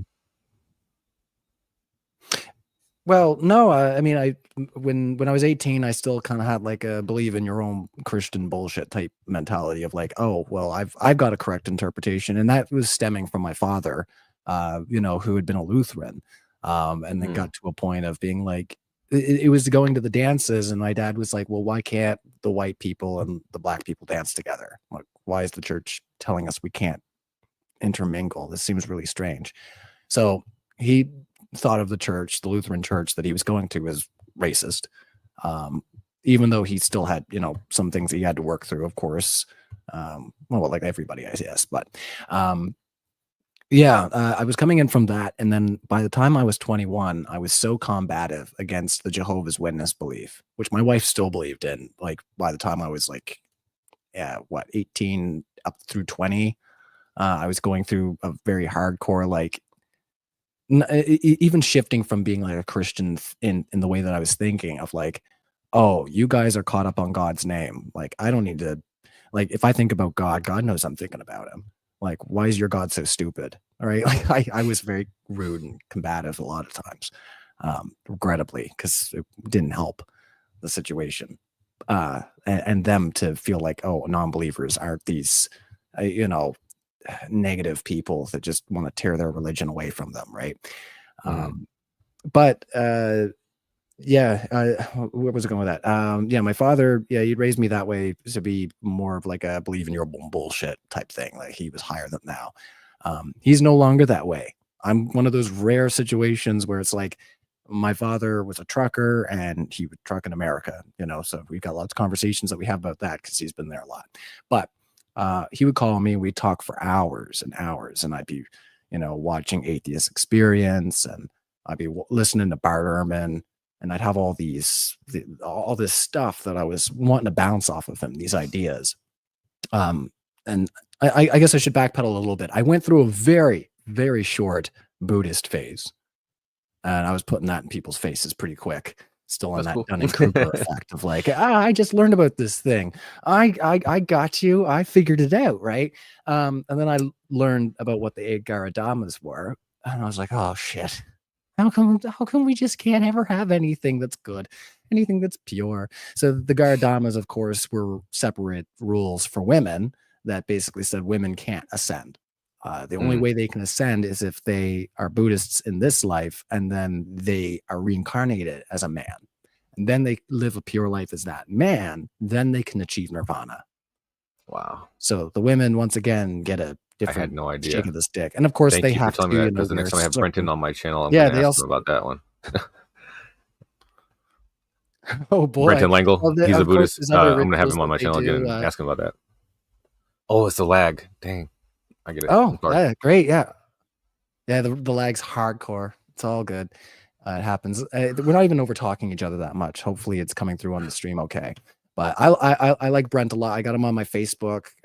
Very level-headed fella. So and once again, it's not that I've got a hate on against Christians, or I've got a hate on against Buddhists or anything like that. It's more like I'm somewhat more leery, and some people might say, oh, you're being, well, it is. I'm making a discriminatory assessment, if you will, and maybe that doesn't feel good, but it is one of those things where it's like I am leery, and sure, use the term discriminate somewhat against the idea of I can believe in this thing for very loose reasons, and especially people that have like high convictions on other ideas. One of the people, I picked on him a few times. I asked MC Toon, who's always fighting against flat earthers, and he's always making these points about like making logical arguments. And I asked him if he would come on sometime and debate about Christianity. He's like, no, right? I picked on him a few times because I'm like, come on, right? I'm like, the arguments that you're making against flat earthers, like put them on yourself the way that you're conveying them, right? The way that you're talking about working through and solving issues, right? How does that align? Like, I'd love MC Toon is a Christian. I want to like have a gotcha, but I'd love to hear how he. Yeah. Oh yeah, he is. But I'd love to hear how he works that in with the way he debates. You're having a moment right now. You're like, what? Really? What? Yeah. Oh man. And that's interesting. Craig is not. Anyway, if you're wondering about FTFE, no, he's not. But no, I know he's not. Toon is. Like I say, it's one of those things where, yeah. But it's one of those things like with Brent as well. It's like I like all these guys. Like, obviously there's people that publicly people know that aren't really friendly towards modern day debate, and ergo myself. But I won't stir any pot like that right now. That's all right. I'll be nice. But yeah, no, I'd love for MC Toon to kind of give me a rundown of how he feels that is a separate thing in the way that he's assessing the information. But I'm not rude to people. It's not like I'm gonna be like, obviously if I'm talking to you, I'm gonna, people might be like, oh, you were laughing, you're carrying on about this, sure, right? Like I was just having some fun. But you know, when you're actually having conversations with people, yeah, it is interesting when you hear that like somebody who has all these really strong convictions on everything, and then all of a sudden, well, I don't really know about that. Um, I think was it I feel like, Pearson that I you know saw how they on say, Piers Morgan? I watch a stupid amount of Piers Morgan. I'm sorry, I hate that guy. I just can't help it. sorry, I'm lagging. But you know how they say that they hate the sin and love the sinner. So I mean, why can't we do the same thing? You know, we don't hate them as a person. We just hate the crap that they believe. You know, it's not really I understand why people are so defensive of their beliefs. It's, you know, triggering for the fight or flight response, and you know, it's like, you know, they're attacking who they really are. But I mean, at some point, you just have to be mature enough to realize that just because somebody thinks that you're wrong doesn't mean that you're an irredeemable, you know, piece of whatever. It's just a disagreement. We can have that, can't we? Yeah, but I mean, sometimes people do believe things that are like inherently like just awful, right? Like it's like, okay, the things you believe are problematic. And I I I I guess the real struggle there is a lot of people look at the individuals around them and they say they don't really have that much of an impact. I'm not gonna, you know, I'm not gonna get on my grandma about this because, you know, she just goes to her little church meetup. She doesn't hurt anybody, yada yada yada, right? But you know, if you keep extending that to, you know, you've got, like I say, the Gavin McInnes types, right? Damn these Canadians. Uh, anyways, but you got the Gavin McInnes types where it's like, oh, you know, the things that you say, the things you believe, the things that you espouse are inherently hateful. Right. I don't think we have to make a place of nicety for them and say, oh, you know, somewhere in there, there's a great person. It's like, no, there might be somebody in there that you could value from. It's like, you know, I mentioned Vincent earlier, and it's like we can talk about music for hours. But when I asked him about the Howard Stern thing, which he was like, no, no, no, no, no. And I even asked him, like, would this sway you in any way if I told you that he bragged about looking at these underage women? He said, oh, yeah, yeah, yeah. You know, these, we got to bring down these PDF files, right? So, whatever. So I showed him the info, and it went very quickly from, well, you can't prove that he was looking at, he didn't say he was looking at the young girls. He just said he was going into the girls' locker room. So I mean, and I was like, yeah, but at the time he was running the Little Miss Teenage pageant. So I said, if somebody was a trans Which is person, like, ew, they what created the? a pageant. Who the hell, as an adult man, needs to Sorry, the be lag is crazy. anywhere near a teenage pageant? Like, come on, man. Like, you're not even trying to hide it at this point. Like, what? Why are they even a thing? Why are they even a thing? Why? I don't get Like, why who? the teenage How do pageants you, are as a allowed. parent, feel comfortable putting your child on stage for just people to ogle? Literally, like they're telling you they're going to do it. It's not even like a hidden thing. Like, how can you be so silly? I don't understand. I would never. Ugh. Well, I was gonna say the thing that bothered me too is like, and Vince knows this because I told him right in the moment. I was like, oh, come on, right? He went from, you know, well, Trump may have been going into the adult women's locker rooms to me basically saying, okay, so you don't care if men go into the women's locker room, right? So I guess this whole issue that you've had about where people crap, because I mean, even when this first popped up and it was like 2010, 2012, and I was young and I first heard people talking about it, I was working at Walmart as store standards. I was like 16 or 17 and I heard about like, oh, a trans person wants to go into a bathroom. Well, I was working at Walmart. I was just happy when somebody put it in the toilet. Okay, so like to me, I was like, okay, good. Use a washroom. Absolutely. I'd like it to be in the toilet if they're gonna go in there. When they can point to any group hurting children as much as their preachers do, then I'll listen to what they have to say about that, you know?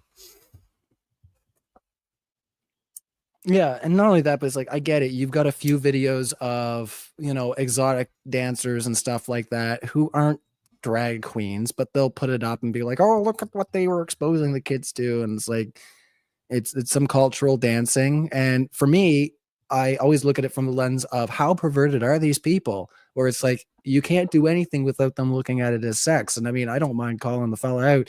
It's like when Andrew Wilson was going on about women breastfeeding in public and how he considered that to be porn. And I was like, you couldn't, the FBI couldn't they couldn't wrestle that information out of me.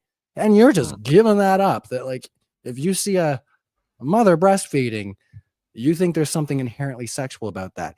If you think they're two gay people, like they don't think about relationships. They don't think about two people sitting on the couch and saying, what do you want to make for dinner tonight?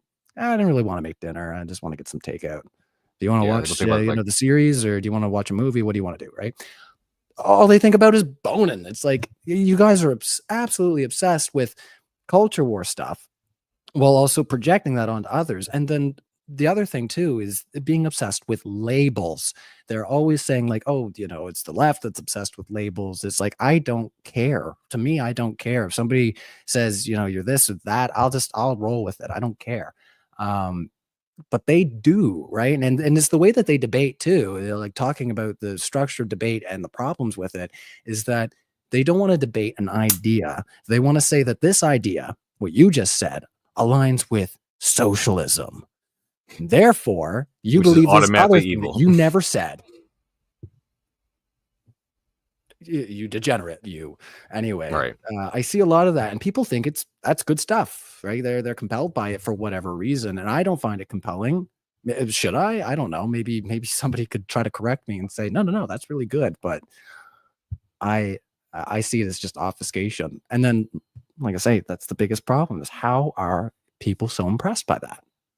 I always thought I'm not going to debate because I'm not impressive by these people. You don't have to be. I think that I don't need to hear somebody who is a perfect expert or somebody who is, the most experienced person debating. I just want to hear honesty. I don't want to hear people trying to change the subject, trying to equivocate, sidestepping. You know how people like, well, you ask them a question, and instead of answering the question, they're like, well, why are you asking me that? Like, don't worry about why I'm asking you. Just answer it. Like, just be truthful. What's the big deal? Like, just, if you believe what you believe, then just tell the truth. I don't think that, I think that we can have better conversations with each other if we just, I don't know. I really don't. I'm trying to, I have this fantasy in my head. I don't know if you have one. Do you have a pet conservative that you try to change their mind? That you go back to? I have one. And, I think like in my head, like if I could just find the right words, if I could just could compose the perfect argument and change their mind, maybe I could change everybody else's, I have to be honest with you. Like there's like maybe there's one person I can think of that has leanings in the right direction, or when I say the right, I mean right leaning, in a more conservative, corrosive way. Because like there can be right wing people that that they're more in that traditionalist camp of like, well, I just believe in free speech and yada yada, and it's a little different. But oh geez, what you just said, a person. So I mean, yeah, I'm very lucky that most of the people that are important to me have shifted.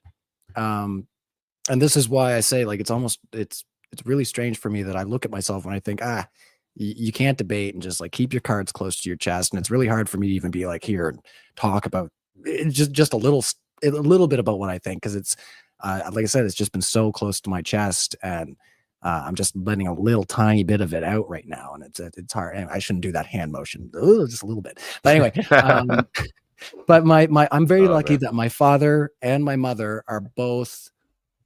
All right, I'll put it this way. They came to me one day about 3 months ago, and they were like, have you heard this channel, Midas Touch? Oh my God, it's so good. And I'm there just like, I remember, I'm sitting there patting myself on the back, and it's like, I can remember 2016, where it was, even myself, I was like, Tucker Carlson, he put up this clip the other day. Boy, he was really making some sense. I went from there in 2016 of being like, he was talking to this really radical lefty person. And then I come to figure out later, as I'm, exploring these ideas, that it's like, oh, part of their shtick is nut picking. finding the craziest representative and then putting them on a pedestal and saying, here's the token gay, if you will, right? They are the ones that represent all of them. And this person's crazy. And it's like, one of the sayings that I came up with, because writing lyrics and stuff. But one of those things that I used for nut picking is there's no such thing as there's no such thing as protected classes when it comes to asses. So if you're going to put somebody on a pedestal and say, oh, look at this person in this protected class, what a crazy person. And it's like, yeah, there's assholes everywhere. Right. Right. Another one that I came up with, now that I'm talking about quotes and we're getting almost to 2 hours in, another one I came up with that I really like. What is it? How's it go? Is pride for the mundane is only necessary in the face of shame. So that's usually what I say to people that are like, why can't I have a straight pride parade? And it's like, well, point to the country you can't travel to based on your orientation, and maybe we'll talk about it. But yeah, anyway, totally. I could go for so long. I don't know how long you want to. I don't know how long you want to go for, but I feel like honestly, I'm enjoying the conversation, but the lag is killing me, and I'm sure it's killing the viewers. So I think that maybe we should wrap it up just because of that. Unless I'm gonna try one thing real quick. I'm just gonna pop out of the studio and pop right back in and see if that works. So be right back. Don't go nowhere. Let's see if it doesn't shut down the whole thing. No worries. Right. I won't go anywhere. Now this means that I'm in charge of the show. That's right, me. I don't know. Kaz will be right back. Anybody who's watching this afterwards, though, I'll do the stereotypical smash that like for Atheist Edge. It's a pleasure to be here talking to Kaz. So if you haven't done that already, definitely do. Subscribe to his channel. All that good stuff. I'm doing your call outs for you. You see. Thank you so much. I really appreciate it. Now, respond to me as fast as you can.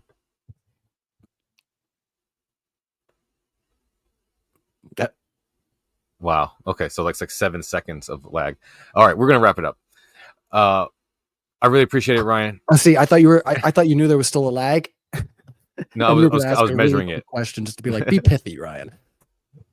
No worries. No, all right. Well, yeah, let's call it a day for now, and let's maybe reconvene at another point, because I'm sure there's enough things that we opened up that we just didn't get into, because it's like, this thing's crazy.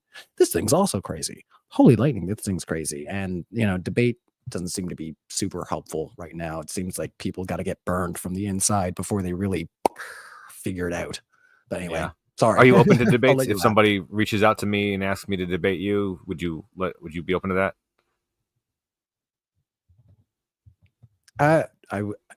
Let me know. I was gonna say, I don't know. I don't know. It's not something I think about very often. So I mean, I'd have to get back to you. But I'm not against it. It's just that I want to make sure that before I become another person that's on the internet opening up their mouth, that I've got myself put together. And right now I feel like I said, I'm on this really tight rope that I put myself on, and I'm just letting myself off the lead just a little bit today. And I might want to do that a few more times, I think, so that I can.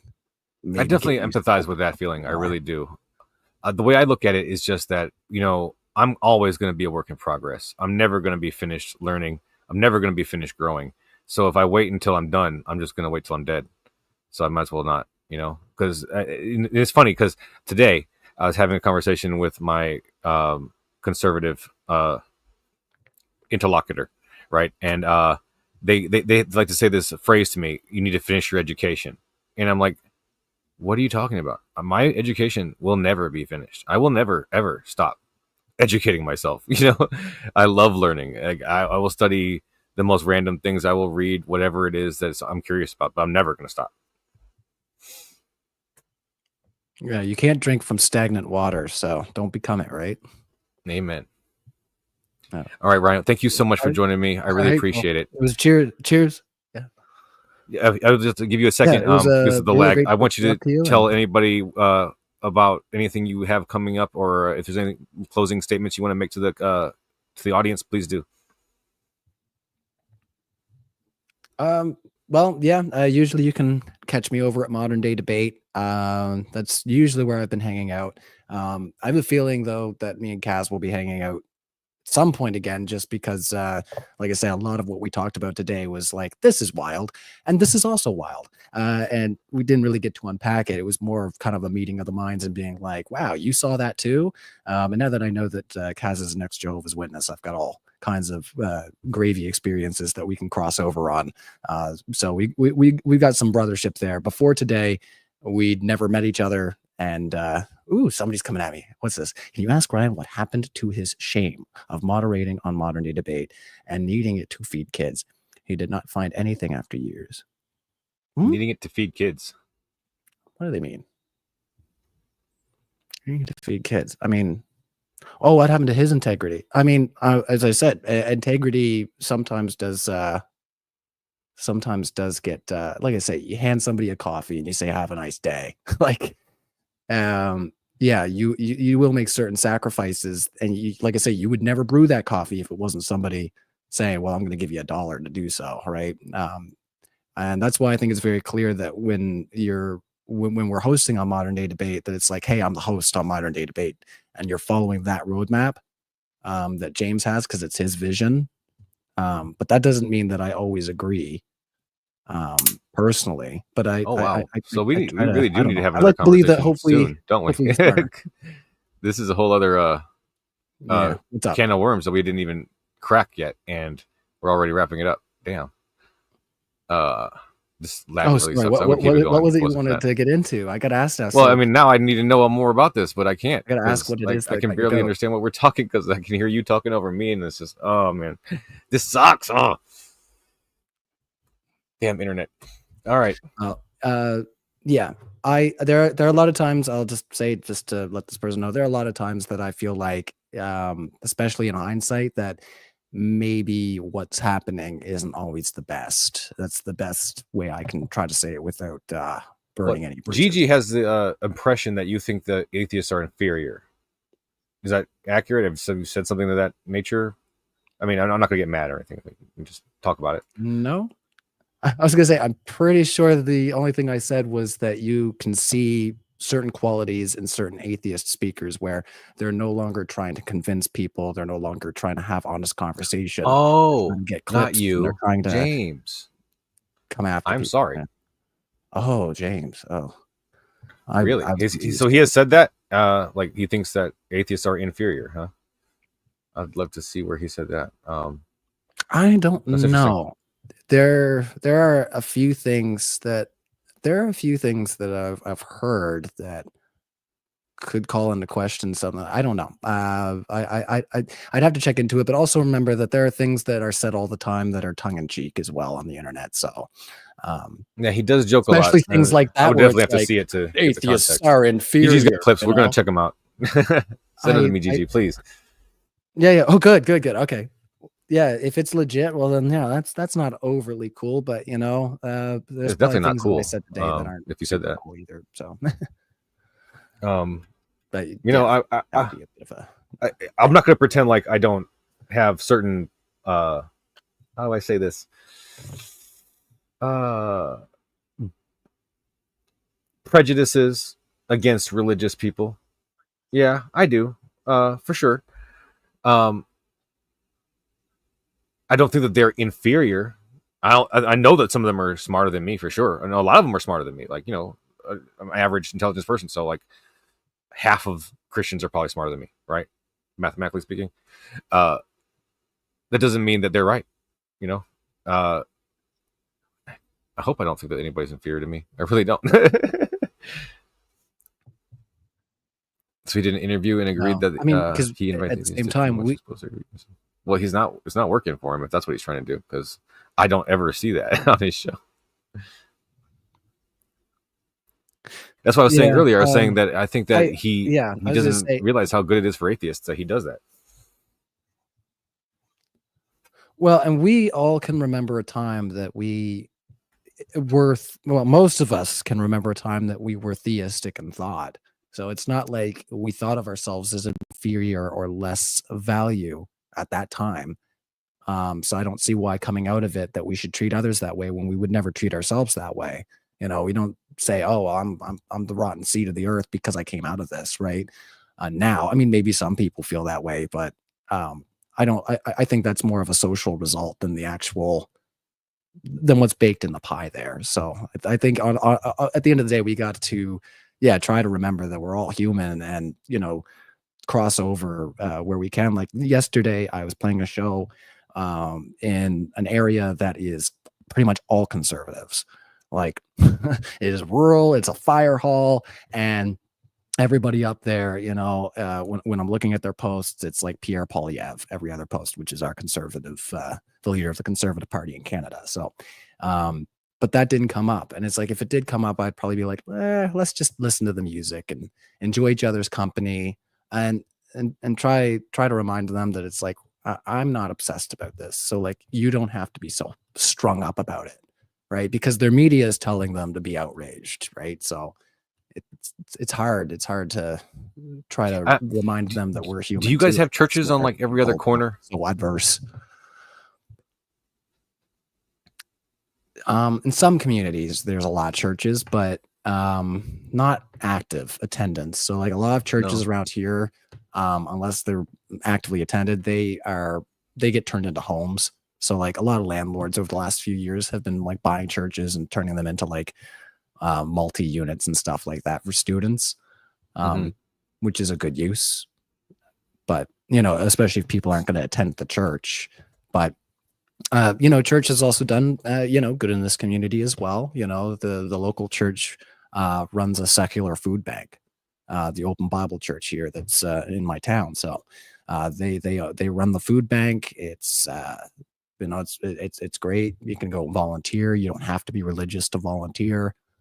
They're not discriminatory in that way, but they are funded by, the Open Bible Church, and there's some verses around. But you have to give props to the people that you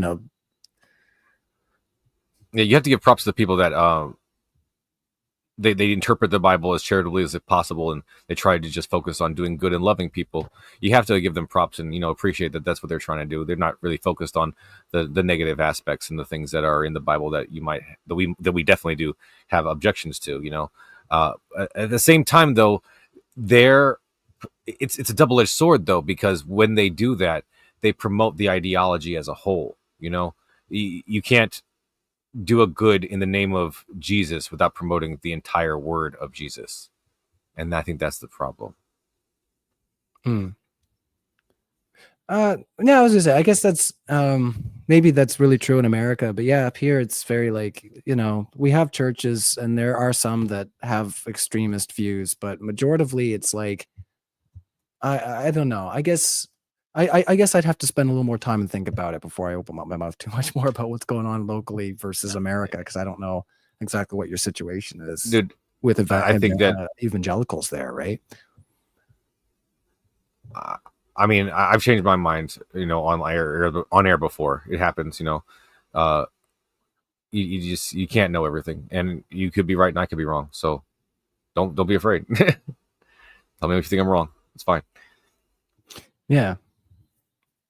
Well, no, and the other thing too is it's not about whether it's right or wrong. It's about understanding the nuances too. Because I mean, that's another thing with debate is that sometimes it's not just like a yes or no. Sometimes it's like I say, you have to have a discussion and find a middle ground where it's like, we can both agree based on our situation. So, I mean, like I say, your situation with a Jehovah's Witness direct background, you might have a different interpretation of these things and see them in a totally different way. And that's, well, I mean, I feel like I'm mansplaining, because I'm just talking obvious stuff like that. But all of us have a value to add in that sense of like our interpretation. Just to end it off on the debate thing, it does suck when you have somebody who is, just a C-list debater, and they might have all the right ideas. And then they're up against somebody who's a really good debater who has all the wrong ideas, right? A bullshit artist. And that's why I said earlier, like I miss people like Tap being on the show, of course, and Mark Reed, and because they're a little bit more level. And I think the thing that happens that doesn't incentivize other spaces to want to engage with that as much is that there's not as much entertainment value. And that to me is also a problem in debate, is that if people aren't shouting and doing what Zerk the Jerk did on your last stream on Modern Day Debate, then it's It's not, ooh, look at that crazy thing that just happened. And like you said, that happened, and you were like, kind of like I expressed earlier, there are times that I'm like, gee, I feel a little ashamed about that situation. Should I do that again? Right? And I've hummed and hawed, and I've made it, worth it to me in my mind. But I totally understand if you're looking at it and being like, no, no, no, no. Yeah, you have to see that perspective easily. But I still, on the whole, I think that when people see that debate and debates like that, they have to, I hope, be able to see that this person who is expressing his ideas in this wild and haphazard kind of way doesn't really have the solid footing that they think they do. If they did, then they wouldn't need to be so bombastic about it. They could just speak. Yeah. No, and maybe that's what we should do. Maybe next time we get together, we should just be like screaming and hands all over the place and furrowing our brows and gritting our teeth as we talk about maybe these as a skit. Because maybe that's the energy that we just need. I'm trying to find a MAGA with, hat, right? I need somebody to send me a Christian hat or something so I can start doing skits with a costume. Well, like like there's a few people online that have like that righteous justice that can talk about these things. Like I enjoy secular talk quite a bit because I think Kyle Kalinski's just hilariously on point with his emotions. Because there's other people that like I watch Midas, and it's factual, but it doesn't have the energy that I think is, even though he's doing great. Obviously his show is the biggest right now.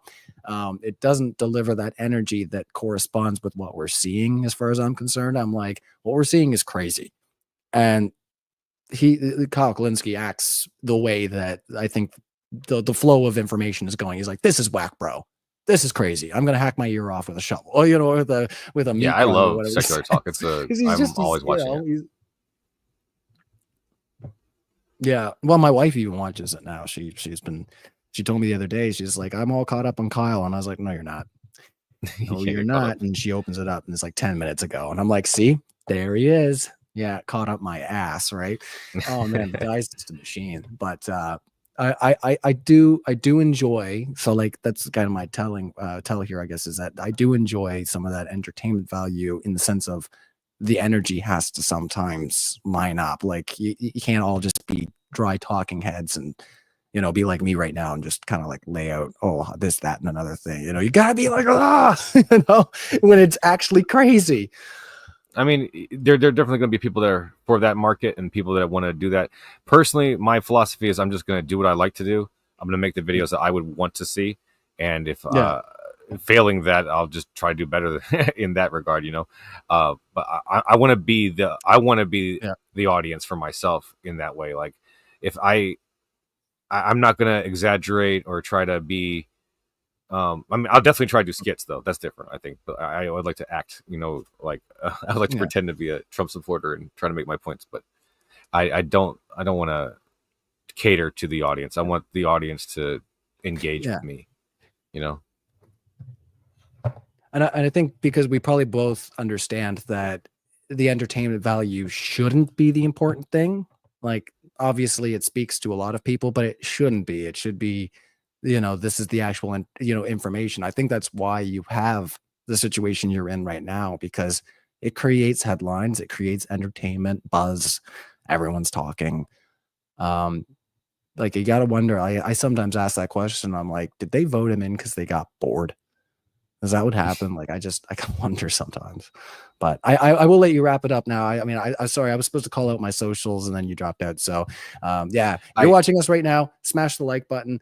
Kaz was very generous to invite me on over. I appreciate it. I'm usually over on Modern Day Debate, and you can check out my pretentiously named YouTube, which I started after I started Modern Day Debate. I called it Ryan Thy Mod. That way people would have to respect me. Anyways, I'll let you close. I did put that link in the description, at least the @ sign. So please check that link out and check out his music, guys. Give him some love, give him some support. I'm sure he'd appreciate it. And I will check that out too after I'm done here, because I want to hear some non-Christian music. That'd be great. So yeah, thank you so much for joining me, Ryan. I really appreciate it. I can't wait to have you on again. I would love to dig more into this whole situation that we just talked about. And yeah, thanks again. So remember, guys, it's the bridges we build, not the bridges we burn, that give us the edge. Hopefully, you'll have a great night. Thanks so much, everybody who joined us. Thanks, Gigi. See you later, man.